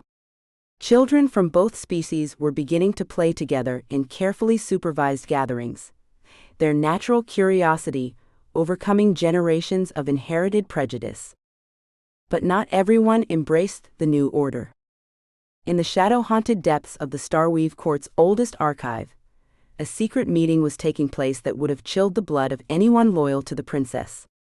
Lord Shadowbane sat at the head of a table carved from midnight crystal, his elegant features twisted with bitter disappointment. Around him gathered the remnants of the old guard, elven nobles who had built their power on maintaining the ancient separations, who saw the new alliance as a threat to everything they held dear. "She has betrayed not just our laws, but our very essence," Shadowbane declared, his cultured voice dripping with venom. "To bind herself to a beast, to pollute the pure streams of elven magic with lupine corruption, it's an abomination that demands correction." "The people support her," Lady Thornweave pointed out, though her own voice carried reluctance. "The corruption has retreated wherever her influence spreads. Our borders are more secure than they've been in decades." "Temporary benefits purchased with eternal damnation," Shadowbane replied firmly. "Mark my words, this alliance will destroy us more surely than any external enemy ever could. Already our young people speak of abandoning the old ways, of embracing changes that will make us unrecognizable to our ancestors." Murmurs of agreement rippled around the table. These were elves who had lived through centuries of carefully maintained tradition, who found security in the unchanging nature of their ancient customs. The rapid transformations occurring throughout their realm felt like chaos to minds that valued order above all else. "What do you propose?" asked Lord Crystalbrook, one of the court's most influential nobles. "The princess commands the loyalty of the guard, and her magic has grown beyond anything we've seen before. Direct confrontation would be inadvisable." Shadowbane's smile was sharp as winter frost. "Who spoke of direct confrontation? No, my friends, this requires a more subtle approach." He gestured, and the air above the table shimmered with illusion magic. Images formed showing Serafina and Fenris in their private moments, not spying exactly, but careful observation that revealed the depth of their bond and, more importantly, its potential vulnerabilities. "Love makes even the wisest rulers predictable," Shadowbane continued. "She would do anything to protect him, just as he would sacrifice anything to keep her safe. That devotion is both their greatest strength and their most exploitable weakness." "You mean to threaten the Wolf King?" Thornweave asked, unease coloring her voice. "I mean to remove him from the equation entirely," Shadowbane replied with cold finality. "Not through violence, that would only make him a martyr and strengthen their bond. No, this requires something far more elegant." He produced a vial filled with liquid that seemed to absorb light rather than reflect it. The substance within moved with its own alien intelligence, pressing against the crystal walls as if seeking escape. "Void essence," Crystalbrook breathed, recognition and horror warring in his voice. "Shadowbane, how did you?" "Sources are irrelevant," the Lord replied smoothly. "What matters is application. A single drop of this in the Wolf King's drink, and he'll begin experiencing void touch corruption. Not enough to kill him immediately, but enough to make him dangerous to be around. The princess will have no choice but to distance herself for the safety of both their peoples." "And if she doesn't?" Thornweave asked. "Then we ensure the corruption spreads until she has no choice. Better a broken heart than a destroyed realm." The conspirators spent the next hour planning the logistics of their betrayal, working out details that would have impressed even the Void Lords in their elegant malice. But they had made one crucial mistake. They assumed their meeting was truly private, that the archive's ancient protections would shield them from observation. They had forgotten about Mira Swiftclaw. The transformed werewolf scout crouched in the shadows above their gathering, her enhanced senses recording every word, every gesture, every nuance of their treasonous plot. Her time in void-touched captivity had changed her in ways that went beyond the physical, giving her abilities that transcended normal lupine perception. She could see through illusions, hear across dimensional barriers, and most importantly, sense the true motivations that drove supposedly noble actions. What she sensed from Shadowbane wasn't just political ambition, or even genuine concern for his people's welfare. There was something darker beneath his perfect facade, something that tasted of ancient corruption and carefully hidden allegiances. As the meeting broke up and the conspirators departed to carry out their various roles in the coming betrayal, Mira followed Shadowbane to his private chambers. What she discovered there confirmed her worst suspicions. The Lord's study was a testament to obsessive research, its walls lined with texts that dealt exclusively with void magic and dimensional theory. Maps showed the locations of every dimensional weak point between the realms, marked with notations that suggested intimate familiarity with void court tactics. Most damning of all was a communication crystal that pulsed with alien energy, a direct link to something that existed beyond the boundaries of their reality. Shadowbane activated the crystal with practiced ease, his elegant features shifting into something cold and predatory as he made contact with his true masters. "The corruption attempt is arranged," he reported to whatever entity lurked within the crystal's depths. "One way or another, the eternal pair will be separated before their bond can stabilize." The response came in a voice that Mira recognized with growing horror, Lady Entropy herself, speaking through the dimensional link with casual authority. "Excellent. The direct assault failed, but division from within has always been our most effective strategy. Ensure that when the separation occurs, blame falls on the natural incompatibilities between their peoples rather than external manipulation." "Of course," Shadowbane agreed. "The princess's supporters will conclude that the alliance was doomed from the beginning, that love cannot overcome the fundamental differences between wolf and elf. Future attempts at cooperation will be discouraged by the apparent proof of inevitable failure." Mira had heard enough. She slipped away from Shadowbane's chambers and melted into the night, her transformed abilities allowing her to move between realms as easily as walking between rooms. Within an hour, she stood before Fenris and Serafina in their shared study within the Twilight Sanctum. "Treachery," she reported without preamble. "Shadowbane leads a conspiracy that aims to poison you Alpha with void essence. They believe the resulting corruption will force the princess to choose between love and duty." The news hit both leaders like physical blows, but their reactions revealed how much their bond had strengthened in recent weeks. Instead of immediate anger or defensive planning, they simply looked at each other and smiled. "They still don't understand," Serafina said, amusement dancing in her violet eyes. "Still thinking in terms of old paradigms," Fenris agreed. "As if we're the same people who might have faced this choice centuries ago." "You're not angry?" Mira asked, confusion evident in her transformed features. "Angry at the betrayal?"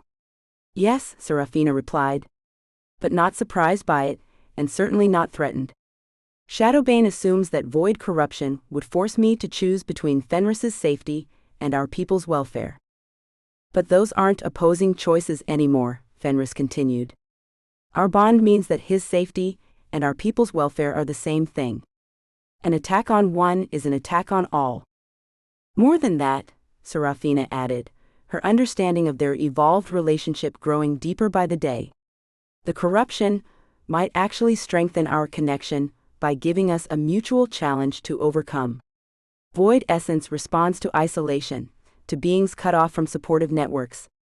But we're not isolated anymore."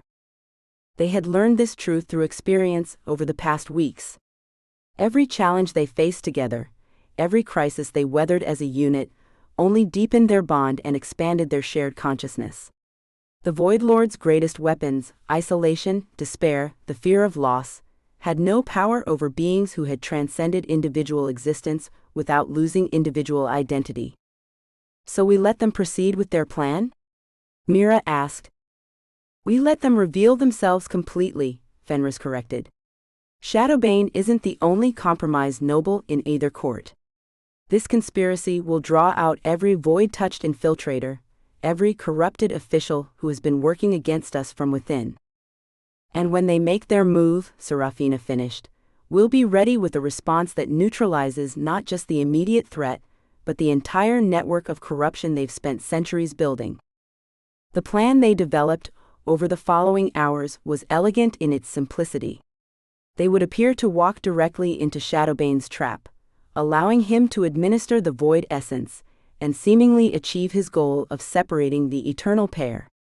But the separation would be an illusion, carefully crafted to draw out every conspirator, while they secretly worked to trace the corruption back to its source. It's dangerous, Mira warned. Void essence isn't something to experiment with lightly.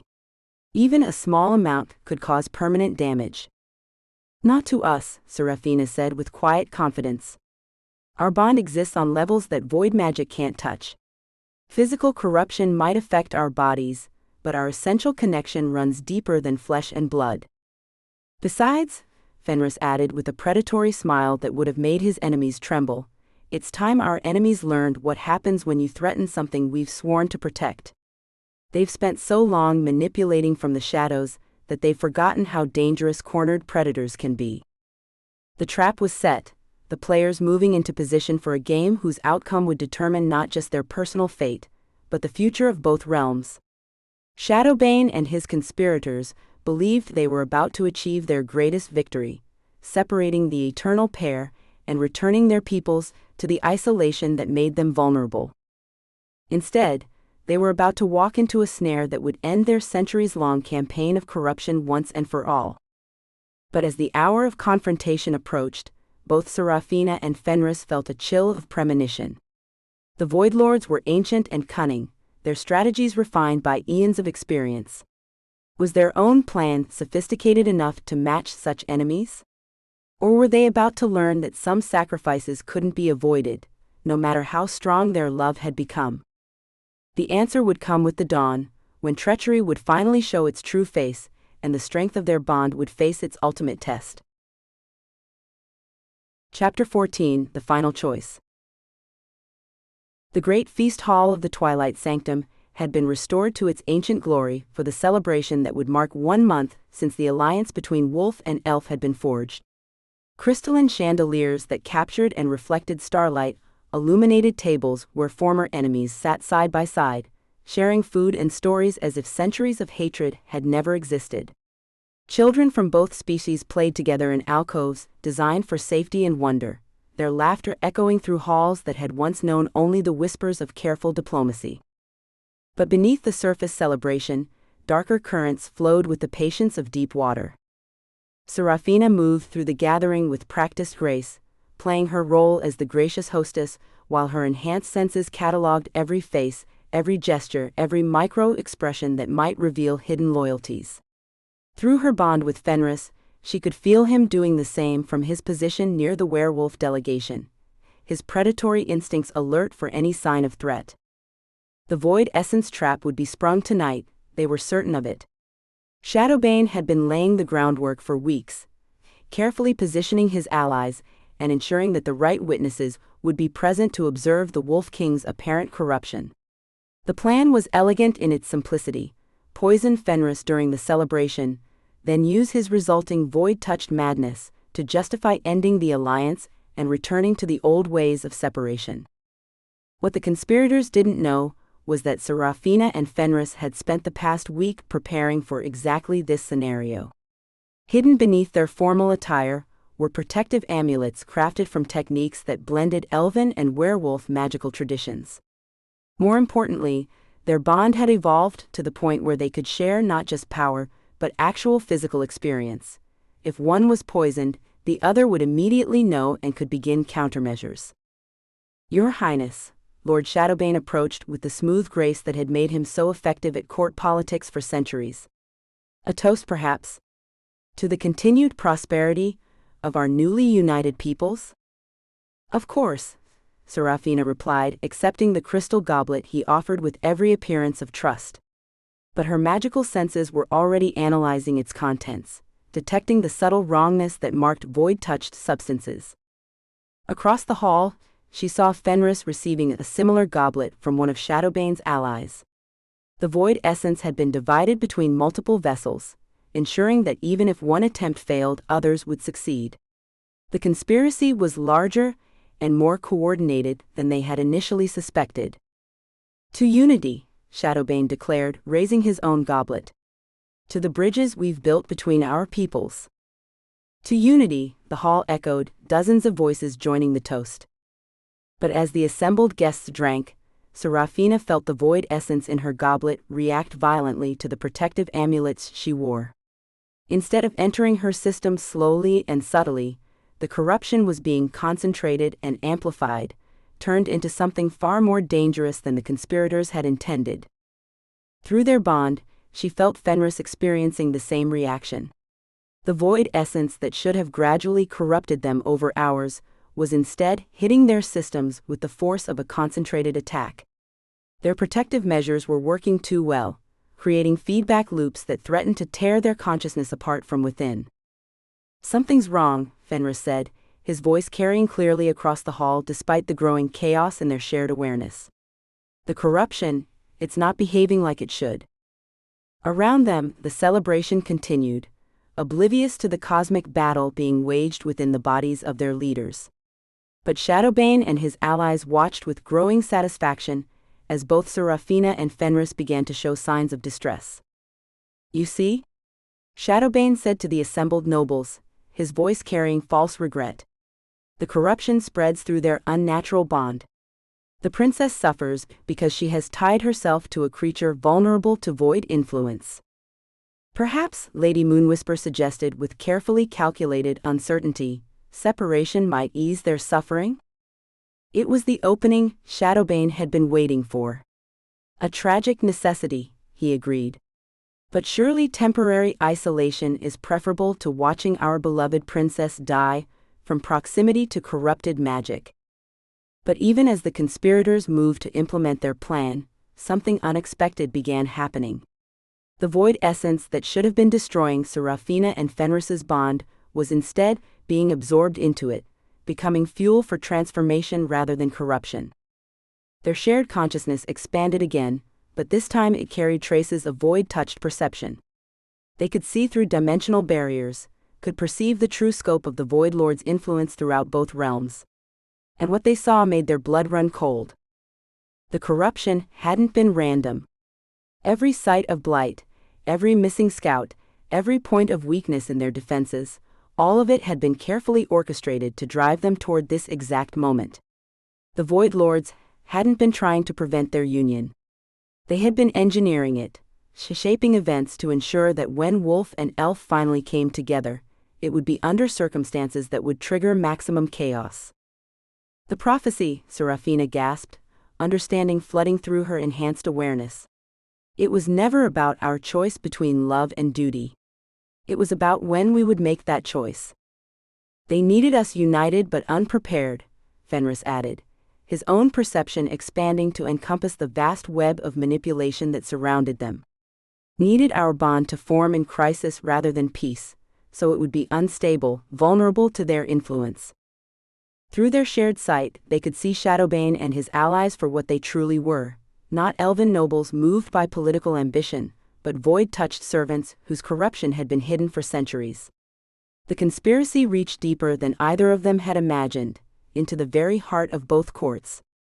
Your Highness, Captain Thaloran's voice cut through their expanded awareness, urgent with alarm. You need to see this. The captain held a communication crystal that pulsed with emergency signals. Through it, they could see images from the border regions, massive tiers in reality itself, as the Void Lords began their final invasion. But these weren't random assault points. The breaches were opening in a precise pattern, one that would channel void energy directly into the heart of the forest. They're turning our own ley lines against us, Serafina breathed. using the network of power that connects our realms to spread corruption directly to our most sacred sites. And they're doing it now while our leaders are compromised, Shadowbane said with false regret, his mask finally beginning to slip. Perhaps it would be merciful to end their suffering quickly. He drew a blade that hummed with void-touched energy, its surface reflecting light that didn't exist in normal reality. Around him, his allies revealed their own corrupted weapons, their true nature finally exposed now that the moment of strike had come. But they had made one crucial error in their calculations. The void essence they had used to poison Fenris and Seraphina's goblets wasn't just any corruption. It was essence drawn from Leviathan itself, concentrated and refined over centuries of careful preparation. It was meant to be the perfect weapon against beings of creation and light. Instead, it became the perfect catalyst for transformation. The poison burning through their systems didn't weaken their bond, it purified it, burned away every trace of uncertainty and fear until only absolute trust remained. And with that trust came power beyond anything their ancestors had achieved. Now, Seraphina whispered. Now, Fenris agreed. They moved as one, their individual identities merging into something greater than the sum of its parts. Starfire and lunar magic flowed together, creating new forms of energy that existed in harmonies too complex for mortal minds to fully comprehend. But this wasn't the destructive fusion that the Void Lords had engineered in previous cycles. This was conscious evolution, two souls choosing to become something unprecedented while retaining everything that made them who they were. The transformation rippled outward from their joined hands, washing over every creature in the Great Hall. Elves found their magic expanding to encompass lunar mysteries they had never dreamed of touching. Werewolves discovered that their shape-shifting abilities could now access forms of beauty and grace that had been the exclusive province of the eldest bloodlines. But most importantly, both peoples found themselves connected in ways that transcended the physical. They could sense each other's thoughts and emotions, could share strength and wisdom across the artificial boundaries that had divided them for so long. Impossible, Shadowbane snarled, his void-touch blade raised to strike. The prophecy clearly states. The prophecy states that our choice will determine the fate of all worlds, Seraphina interrupted, her voice now carrying harmonics that belonged to neither elf nor wolf, but to something entirely new. It never specified what that choice would be. We choose unity, Fenris added, his own transformation complete. Not the unity of conquest or domination, but the unity of conscious evolution. We choose to become what our ancestors were meant to be. The power radiating from their joined forms struck Shadowbane and his allies like a physical force, burning away their void-touch disguises to reveal the corrupted husks beneath. They had been dead for decades, their souls consumed by their masters and their bodies animated by pure malevolence. You understand nothing, Shadowbane hissed as his form began to dissolve. This isn't victory, it's the completion of our plan. Your transformation will tear apart the barriers between dimensions. The Void Lords won't need to breach the seals, you'll destroy them yourselves. But even as he spoke, the reality around them began to shift and change. The Twilight Sanctum expanded, its halls growing to accommodate not just the current gathering, but thousands of souls from across both realms. The building itself was evolving, becoming something that existed in multiple dimensions simultaneously, a fortress that could withstand assault from beings that existed outside normal reality. The barriers aren't falling, Mira observed, her enhanced senses allowing her to perceive the cosmic changes taking place. They're transforming, becoming something the Void Lords can't touch. It was true. Instead of the rigid walls their ancestors had built, barriers that could be weakened and eventually breached, the new defenses were fluid, adaptable things that grew stronger when attacked. They weren't trying to keep the void out through force. They were creating a reality so filled with life and light and love that void energy simply couldn't exist within it. No, Shadowbane screamed as his essence finally began to disperse. You're supposed to fail. Supposed to repeat the mistakes of the past. We did repeat them, Seraphina said with infinite compassion even for her enemies. But we learned from them too. Love without wisdom leads to destruction, yes. But wisdom without love leads to stagnation. Our ancestors chose one or the other. We choose both. The last traces of the Void Touch conspirators faded away, leaving behind only the scent of starflowers and the sound of growing things. But the real victory wasn't the defeat of their immediate enemies. It was the transformation that continued to ripple outward through both realms. In the Shadowmoon territories, werewolves discovered that their lupine forms could now access aspects of elven magic, allowing them to heal the land they had always protected. In the Starweave court, elves found their immortal perspectives enriched by lupine passion and protective instincts. The two peoples weren't becoming the same, they were becoming complementary, each strengthening the other while retaining their unique gifts. So what happens now? Thorin asked, his own transformation having left him able to sense pack dynamics in ways that enhanced rather than replaced his elven intuition. Now, Fenris said, his hands still intertwined with Seraphina's, we prepare for the real war. Because while we've evolved beyond what our enemies expected, they're about to do the same. Through their enhanced perception, they could see the Void Lord's reaction to events in the mortal realm. Rage, yes, but also a kind of impressed satisfaction. Their carefully laid plans had failed, but failure had taught them valuable lessons about their opponent's true capabilities. The next assault would be different. More direct, more desperate, and more dangerous than anything either realm had faced in the 3 millennia since the first barriers had been raised. But as Seraphina looked around the transformed hall, seeing wolf and elf working together as naturally as breathing, she felt no fear. Whatever came next, they would face it together, not as separate peoples forced into alliance, but as one people finally awakened to their true potential. The prophecy was complete, but the story was just beginning. Chapter 15: Battle for Two Worlds.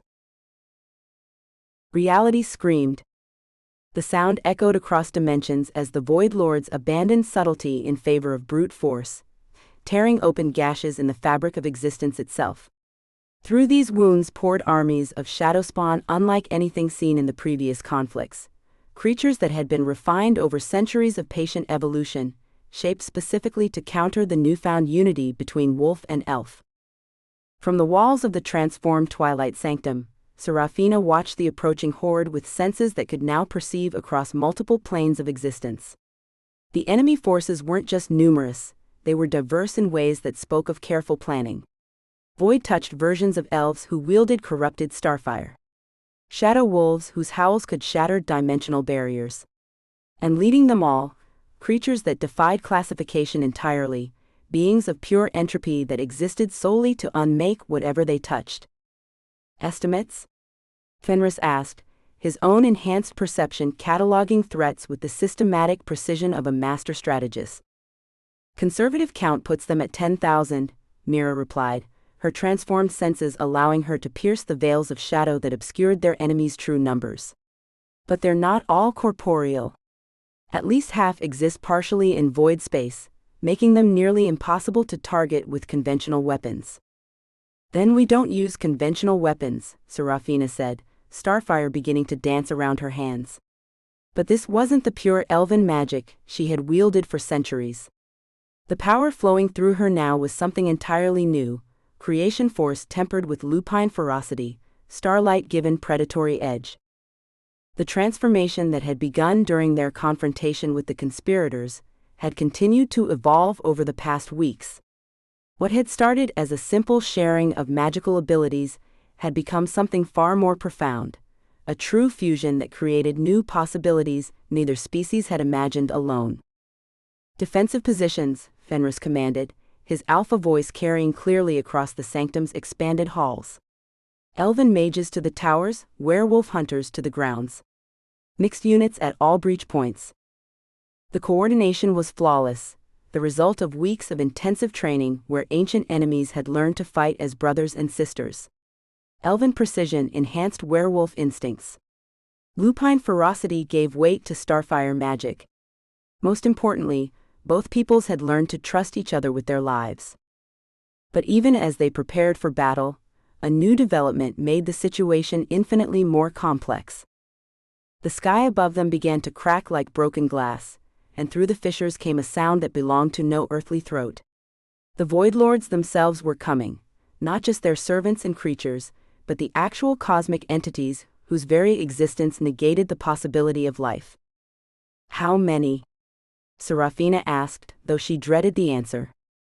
3, Thaloran reported from his position at the far-seeing crystals.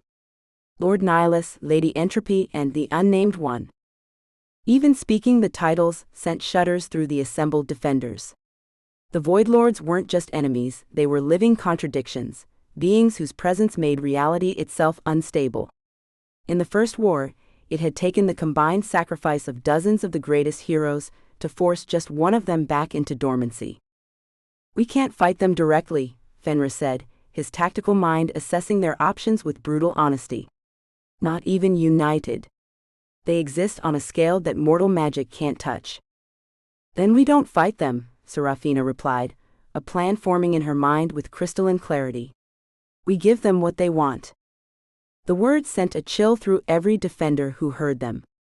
Fenris turned to stare at his bonded mate, seeing determination in her violet eyes that spoke of desperate measures.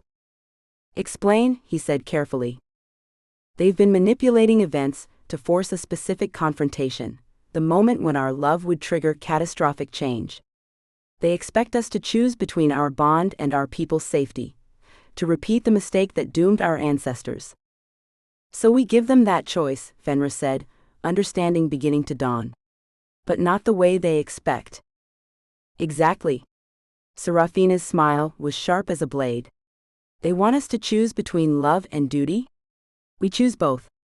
Completely and without reservation. The implications of what she was suggesting hit the assembled defenders like a physical force. To fully embrace their bond while under direct assault from the Void Lords would require a level of trust that bordered on insanity.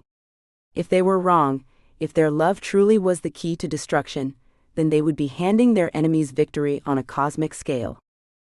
But if they were right, it's suicide, Mira said bluntly. The forces you're talking about channeling, creation and entropy in direct contact, could unmake everything within a 1,000-mile radius. Or remake it into something the Void Lords can't touch, Serafina countered. Our ancestors failed because they tried to build walls between order and chaos. We'll succeed by integrating them. The first wave of shadow spawn struck the sanctum's outer defenses with the force of a tsunami made from liquid malevolence. Elven wards flared and held, but cracks were already appearing in the crystalline barriers that protected their most vulnerable defenders.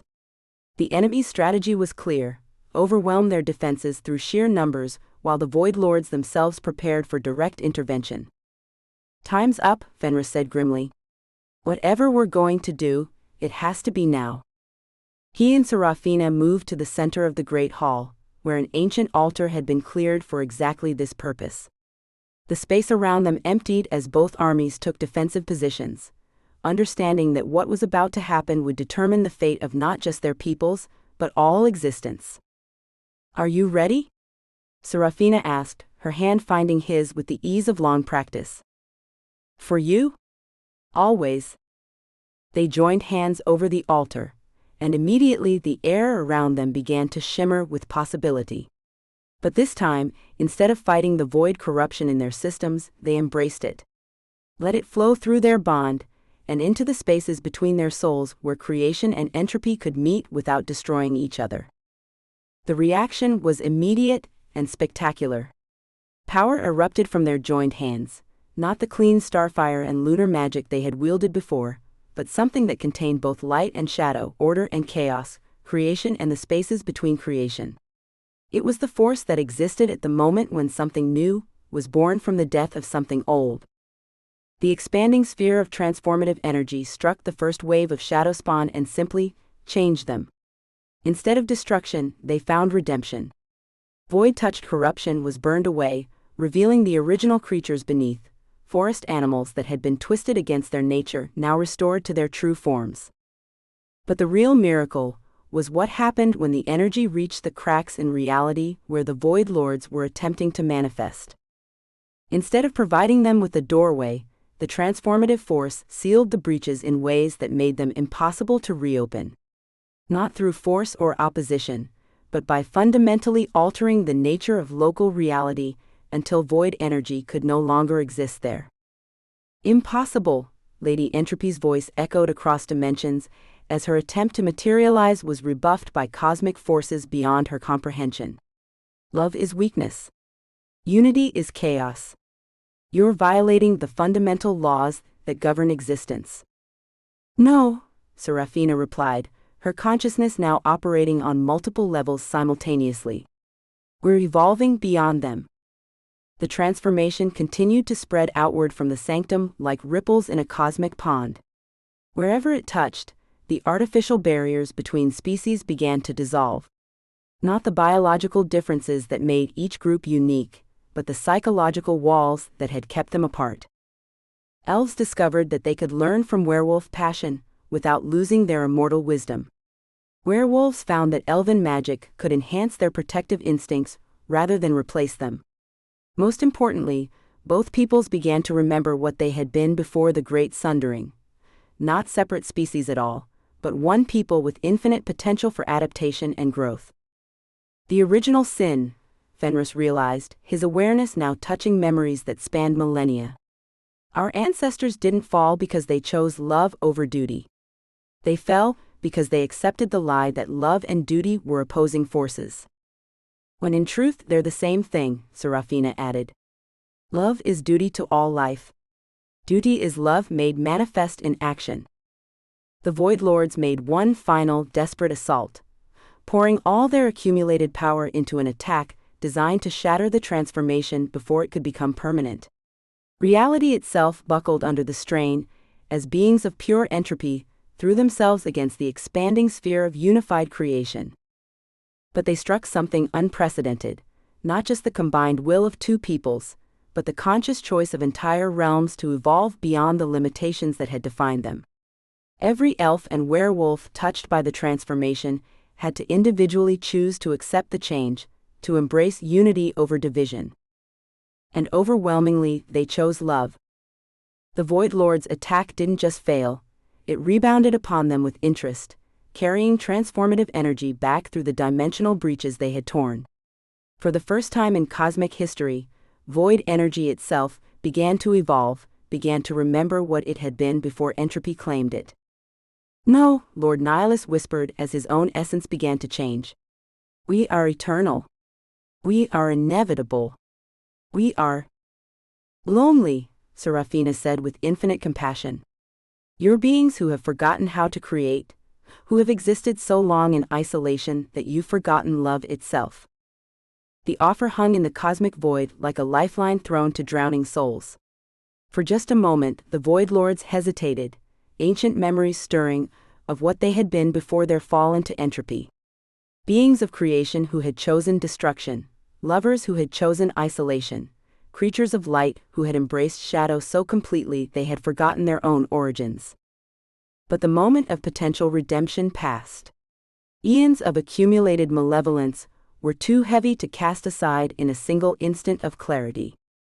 We are what we chose to become, Lady Entropy said, her voice heavy with cosmic sadness. And we choose to remain what we are. The Void Lords retreated then, pulling their servants and creations with them as they fled back to the spaces between stars. But their departure came with a promise that echoed across reality. This cycle ends, but others will begin. Creation will always carry the seeds of its own destruction. We need only wait. As the immediate threat faded, Serafina and Fenris found themselves alone on the altar, their transformation complete but not overwhelming. They were still recognizably themselves. She was still the immortal Elven Princess with starfire in her veins. He was still the werewolf king whose strength protected all he loved. But they were also something new, something that had never existed before in the long history of their peoples. So, Fenris said, his voice carrying new harmonics that spoke of expanded awareness, what do we do now? Now, Serafina replied, her smile holding the promise of eternity, we build the world our love has made possible. Around them, their transformed peoples began the work of reconstruction, not just repairing the damage done by the recent conflicts, but creating something entirely unprecedented. A civilization based on unity rather than division, on love that encompassed all life rather than just one's own kind. The prophecy was fulfilled, but the story was just beginning. Chapter 16, Eternal Unity. 5 years had passed since the Battle of Two Worlds, and the changes wrought by that cosmic transformation continued to ripple through every aspect of existence. The Thornvale Forest had become a nexus of new growth, where trees bore both silver elven leaves and the deep green foliage favored by werewolf shamans. Crystal streams flowed alongside moonlit paths, creating a landscape that reflected the harmonious fusion of two ancient magics. At the heart of this transformed realm stood the Palace of United Seasons, a structure that defied conventional architecture by existing simultaneously in the elven plane of starlight dreams and the werewolf realm of primal earth magic. Here, in halls that shifted between crystal spires and living wood, Queen Seraphina and King Fenris held court over a people who had learned to be both separate and unified. The morning found them in the Harmony Chamber, a circular room where representatives from every community in their expanded realm gathered to share wisdom and resolve disputes. Today's session included not just elves and werewolves, but the other forest peoples who had emerged from hiding once the ancient barriers fell. Dryads whose tree homes had been opened to new residents, centaurs who served as messengers between distant communities, and even a few dragons who had awakened from century-long slumbers to investigate the cosmic changes. The harvest festivals are proving more popular than anticipated, reported Elder Moira, her werewolf pragmatism now tempered with elven long-term thinking. 17 communities have requested expansions to accommodate visitors from other realms. Approve them all, Seraphina said, her immortal perspective now enriched with lupine instincts for pack dynamics. The connections between our peoples grow stronger with every shared celebration.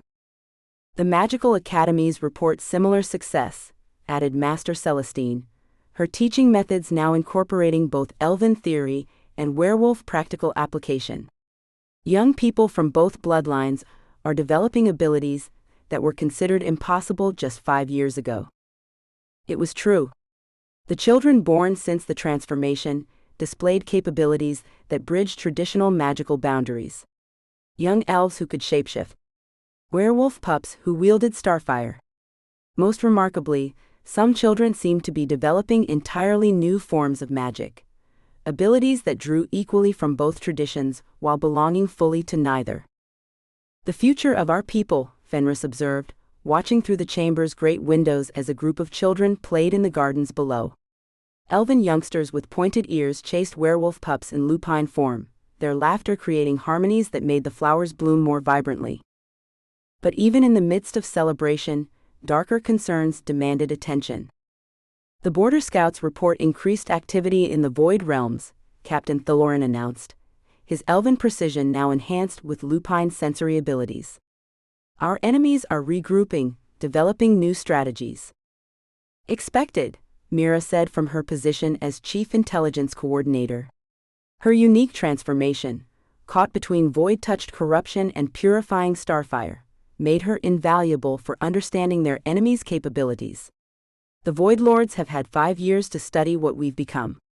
They won't underestimate us again. Let them come, Fenris said, though his words carried more hope than bravado. We're not the same people who barely survived their last assault. It was a profound understatement. The United Realms had grown in ways that surpassed their most optimistic projections. Not just in military strength, though their combined armies now numbered in the tens of thousands, but in magical capability and strategic thinking. The fusion of elven and werewolf traditions had created new forms of magic that operated on principles their enemies couldn't easily counter. Void energy, which fed on division and isolation, found no purchase in a reality based on conscious unity. Entropy, which sought to reduce complexity to simple chaos, was stymied by systems that became more organized through diversification rather than less. There's something else, Seraphina said, her enhanced awareness picking up subtle shifts in the cosmic balance. The transformation isn't finished. I can feel it continuing to evolve, reaching towards something we haven't achieved yet. What kind of something? Fenris asked, though his own expanded consciousness was beginning to sense the same approaching crescendo. "Children," she said simply, her hand moving unconsciously to her still flat abdomen. "The prophecy spoke of bloodlines uniting, but we've only achieved that symbolically. True biological fusion, offspring who carry both bloodlines equally, would create something unprecedented." The implications hung in the air like promise and threat combined. Children born from their union would be living bridges between species, beings whose very existence would make the artificial divisions of the past impossible to maintain. But they would also be creatures of such concentrated power that they could reshape reality through will alone. Dangerous power for anyone to wield, Thaloran observed carefully. "Yes," Serafina agreed. "But power guided by love and wisdom, constrained by duty to all life rather than personal ambition." "The next generation of guardians," Fenris added, understanding dawning in his amber eyes. "Not just protectors of individual realms, but shepherds of existence itself." Before anyone could respond, alarms began sounding throughout the palace. Not the harsh klaxons of military alert, but the harmonic chimes that indicated dimensional disturbance. Something was approaching from the void realms, something massive and utterly unlike anything they had faced before. Through the great windows, they could see reality bending and warping, as a new presence pressed against the barriers of normal existence. But this wasn't the chaotic assault of shadow spawn, or the calculated malevolence of corrupted servants. This was order. Perfect, absolute, soul-crushing order. "The architects," Mira breathed, recognition and horror warring in her voice. "I thought they were myth." "What are the architects?" Fenris demanded, his wolf instinct screaming danger despite the lack of obvious threat. "The Void Lord's opposite numbers," Serafina explained, her elven education including legends that werewolf oral tradition had forgotten. "Beings of pure law and structure, entities who seek to reduce all existence to simple, predictable patterns." "They're no better than the Void Lords," Mira added grimly. "Chaos seeks to destroy through dissolution. Order seeks to destroy through stagnation. Both paths lead to the same end, a universe where nothing new can ever be born." The cosmic presence pressing against their reality crystallized into visible form, as three beings materialized in the sky above the palace. They were beautiful in the way that mathematical theorems were beautiful, perfect, elegant, and utterly without warmth or spontaneity. Where the Void Lords were holes in reality, the architects were reality made rigid, existence locked into patterns that could never change or grow. "Greetings, children of transformation," the central figure spoke, its voice carrying the weight of absolute certainty. "We are the hierarchs of eternal structure. We have come to offer you order in place of chaos, stability in place of dangerous change. And all we have to do is give up our free will," Serafina replied, her magical senses already analyzing the compulsions woven into their visitor's words. "Free will is the source of all suffering," the second architect intoned. "Choice creates conflict. Possibility breeds chaos. We offer you peace through perfect predictability." "The peace of the grave," Fenris snarled, his lupine nature recoiling from the soul-deep wrongness of their offer. "If necessary," the third architect agreed without emotion. "Death is simply the ultimate form of order. Entropy and chaos rendered impossible through the simple expedient of eliminating the substrates that permit their existence." The cosmic beings began to descend toward the palace, their very presence causing reality to crystallize around them. Plants stopped growing. Wind ceased to blow. Even thoughts began to slow and simplify as the architect's influence spread like a virus of absolute law. "They're not just threatening us," Serafina realized with growing alarm. "They're trying to lock the entire realm into a single, unchanging moment. Preventing any further evolution," Fenris added. "Freezing us at our current level of development." It was a strategy perfectly designed to counter their greatest strength. The unity between wolf and elf had been successful because it remained fluid, adaptive, capable of growth and change. Lock that into rigid patterns, and it would become as brittle and vulnerable as the old barriers had been. "We need to move," Serafina said, But even as she spoke, she could feel the architect's influence slowing her thoughts, making decision and action increasingly difficult. "Can't," Fenris replied through gritted teeth. "Whatever they're doing, it's affecting our bond, making it static instead of dynamic." Around them, their people were falling into unnatural stillness. Not death, but something worse: existence without the possibility of change, consciousness without the capacity for growth. They were becoming living statues, perfect and eternal and utterly without the spark that made life worth living. But in that moment of apparent defeat, Serafina felt something new stirring within her. A presence that was neither her own consciousness nor Fenris's, but something entirely unprecedented. The child they had conceived during their transformation, already showing signs of power that defied every conventional understanding of magical development. "Fenris," she whispered, her hand moving to her abdomen where new life grew with impossible speed. "The baby? It's not affected by their influence." Through their bond, he felt it too, a consciousness that was simultaneously ancient and utterly new, a being who had been born into a reality where the old rules no longer applied. Their child existed outside the patterns the architects sought to impose, was living proof that evolution and change could not be permanently halted. "Use us," Serafina said to the growing presence within her. "We are your anchors in this reality. Take what you need." The response was immediate and overwhelming. Power flowed from their unborn child through their bodies and into the world around them, not the creation force they had wielded before, but something that transcended the distinction between order and chaos entirely. It was the force of conscious evolution, the power that allowed existence to grow beyond any limitations imposed upon it. The architect's perfect order struck this new energy, and shattered like crystal against diamond. Their influence, so effective against static patterns, found no purchase on reality that was consciously choosing to evolve beyond their reach. "Impossible," the central hierarch said, its perfect composure finally cracking. "Evolution requires chaos. Growth demands entropy. You cannot have order and change simultaneously." "We're not having them simultaneously," Fenris said, his voice now carrying harmonics that belonged to past, present, and future all at once. "We're integrating them into something that transcends both." "Conscious evolution," Serafina added, her consciousness expanding to encompass not just their current reality, but all the potential futures that branched out from this moment. Growth guided by wisdom, change tempered by love.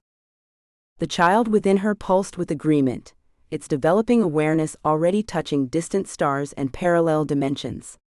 This was what the Void Lords and architects had truly feared, not just the union of wolf and elf, but the birth of beings who could consciously guide the development of reality itself. "We withdraw," the hierarchs announced, their perfect forms already beginning to fade. "But be warned, consciousness that grows beyond its proper boundaries attracts attention from forces you cannot imagine. You think you have achieved victory, but you have merely graduated to a more dangerous level of existence." They vanished, leaving behind only the scent of ozone and the lingering weight of cosmic threat. But their warnings couldn't diminish the joy that filled the palace as normal time resumed and the united peoples celebrated another victory against impossible odds.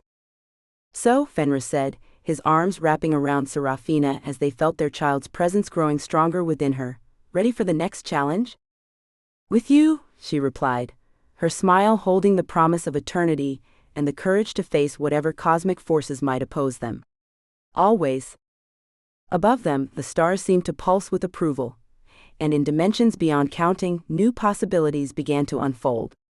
The love that had started as forbidden attraction between ancient enemies had become something far greater, a force of conscious evolution that would shape the destiny of all existence. The Eternal Princess and her Wolf King had found their happily ever after. But more importantly, they had created a future where such love could flourish, where unity and diversity could coexist, where ancient enemies could become eternal partners in the great work of creation. Their story was ending, but the story of their people, transformed, united, and ready to face whatever challenges the cosmos might present, was just beginning.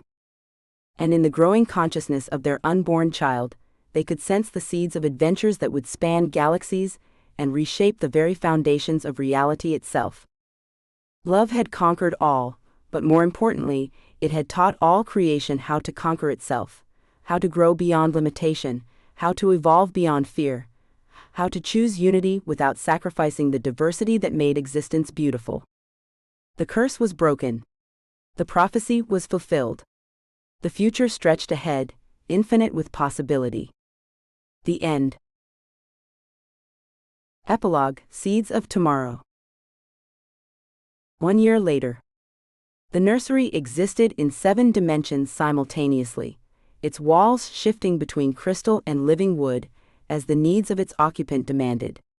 Serafina sat in a chair that adjusted its form to provide perfect comfort, holding a child whose very existence had redefined the possible. Little Luna, named for both the moon that blessed werewolf transformations and the lunar magic that flowed through elven bloodlines, was 6 months old and already showing signs of power that made ancient mages weep with wonder.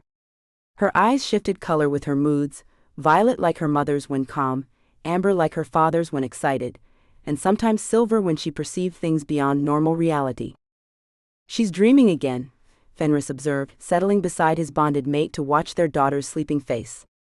Even at rest, the child glowed with soft light that seemed to come from another realm entirely. "Not dreaming," Serafina corrected. "Planning.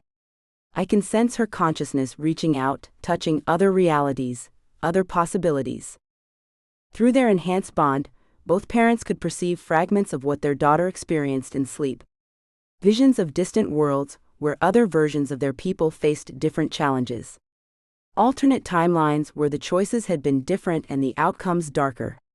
But also glimpses of futures so bright and beautiful that they defied description.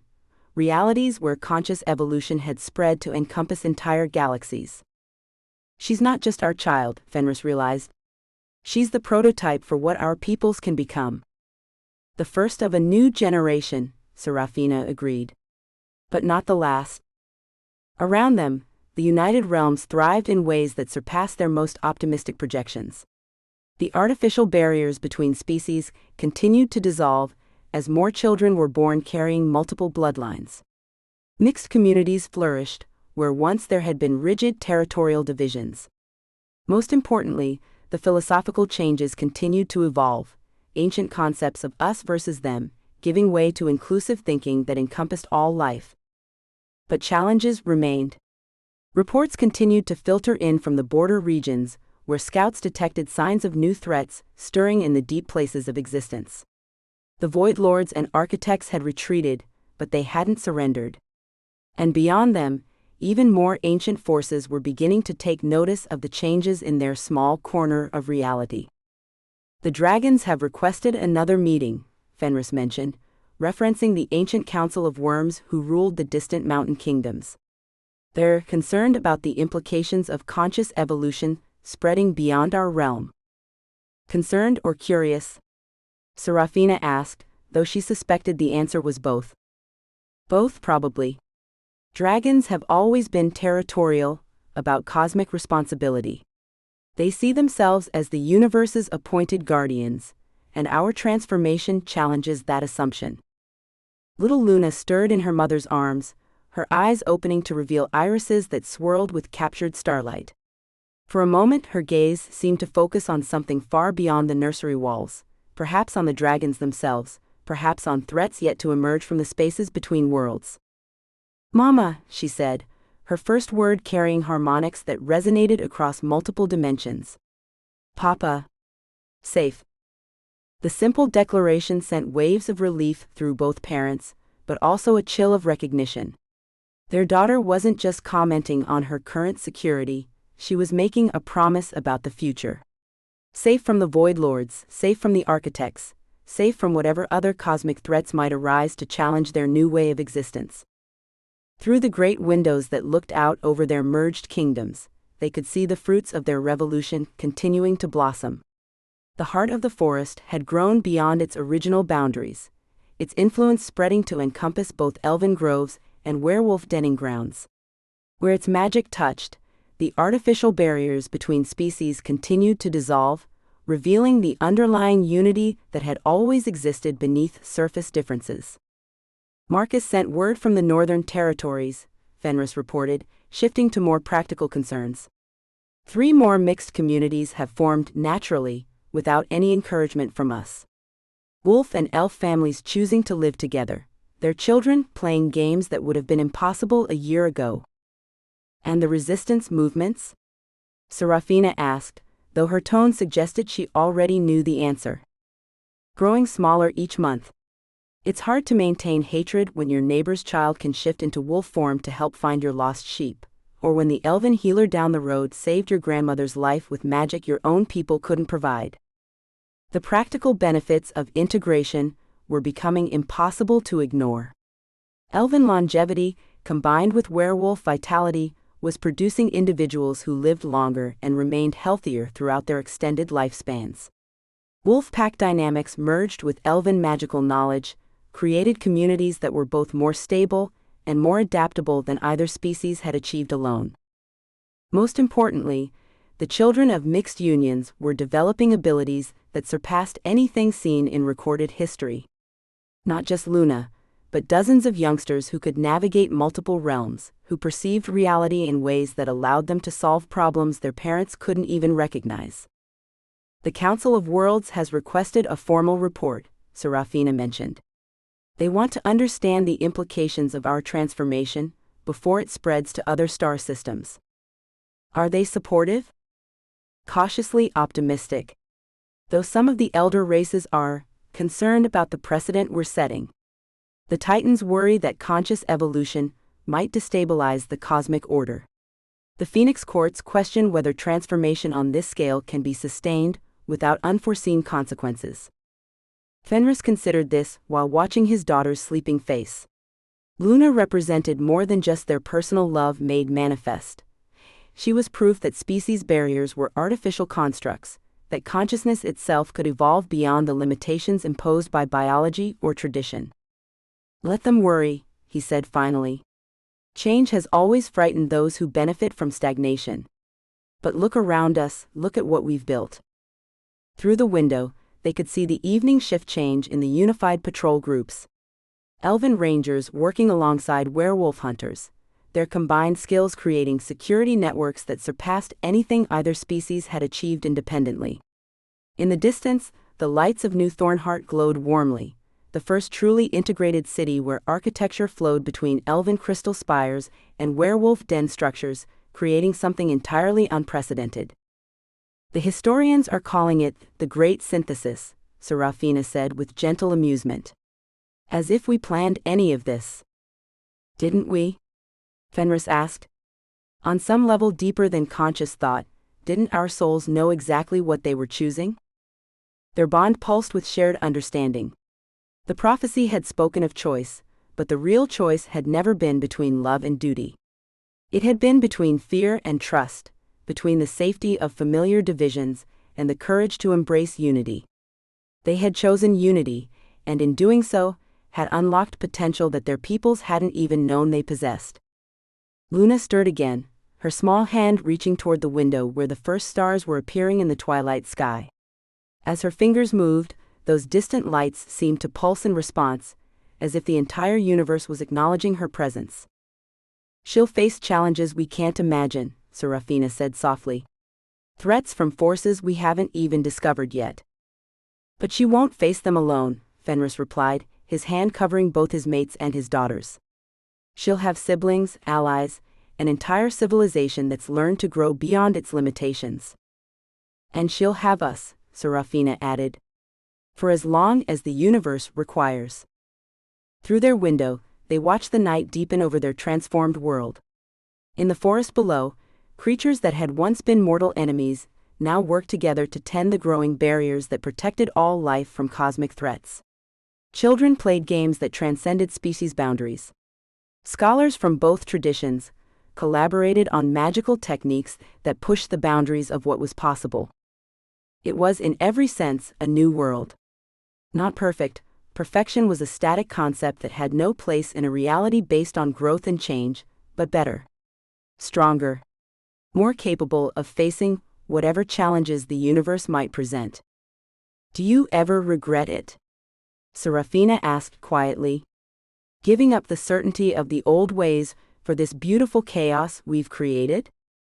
Never, Fenris replied without hesitation. The old ways led to stagnation, to people so focused on protecting what they had that they forgot to dream of what they could become.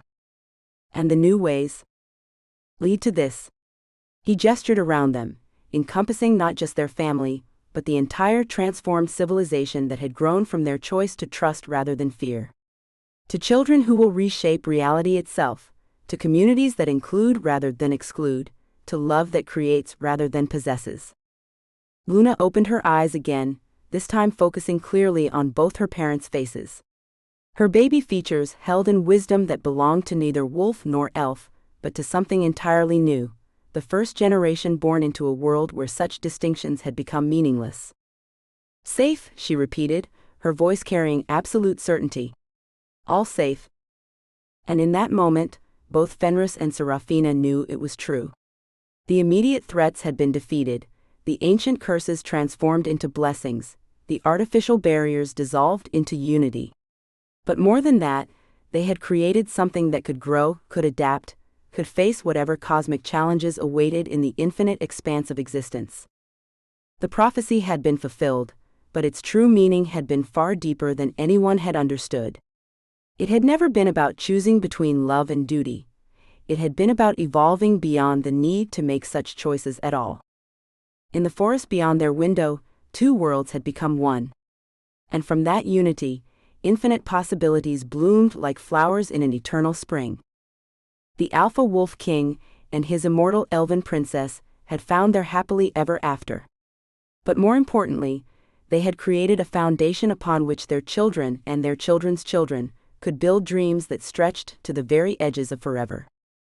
Love had conquered all, not through force or dominance, but through the simple, revolutionary act of choosing inclusion over separation, growth over stagnation, hope over fear. The stars above pulsed with approval, and in dimensions beyond counting, new stories began to write themselves, tales of transformation, unity, and the endless possibility that bloomed when consciousness chose to evolve rather than merely survive. The end was only the beginning. The end.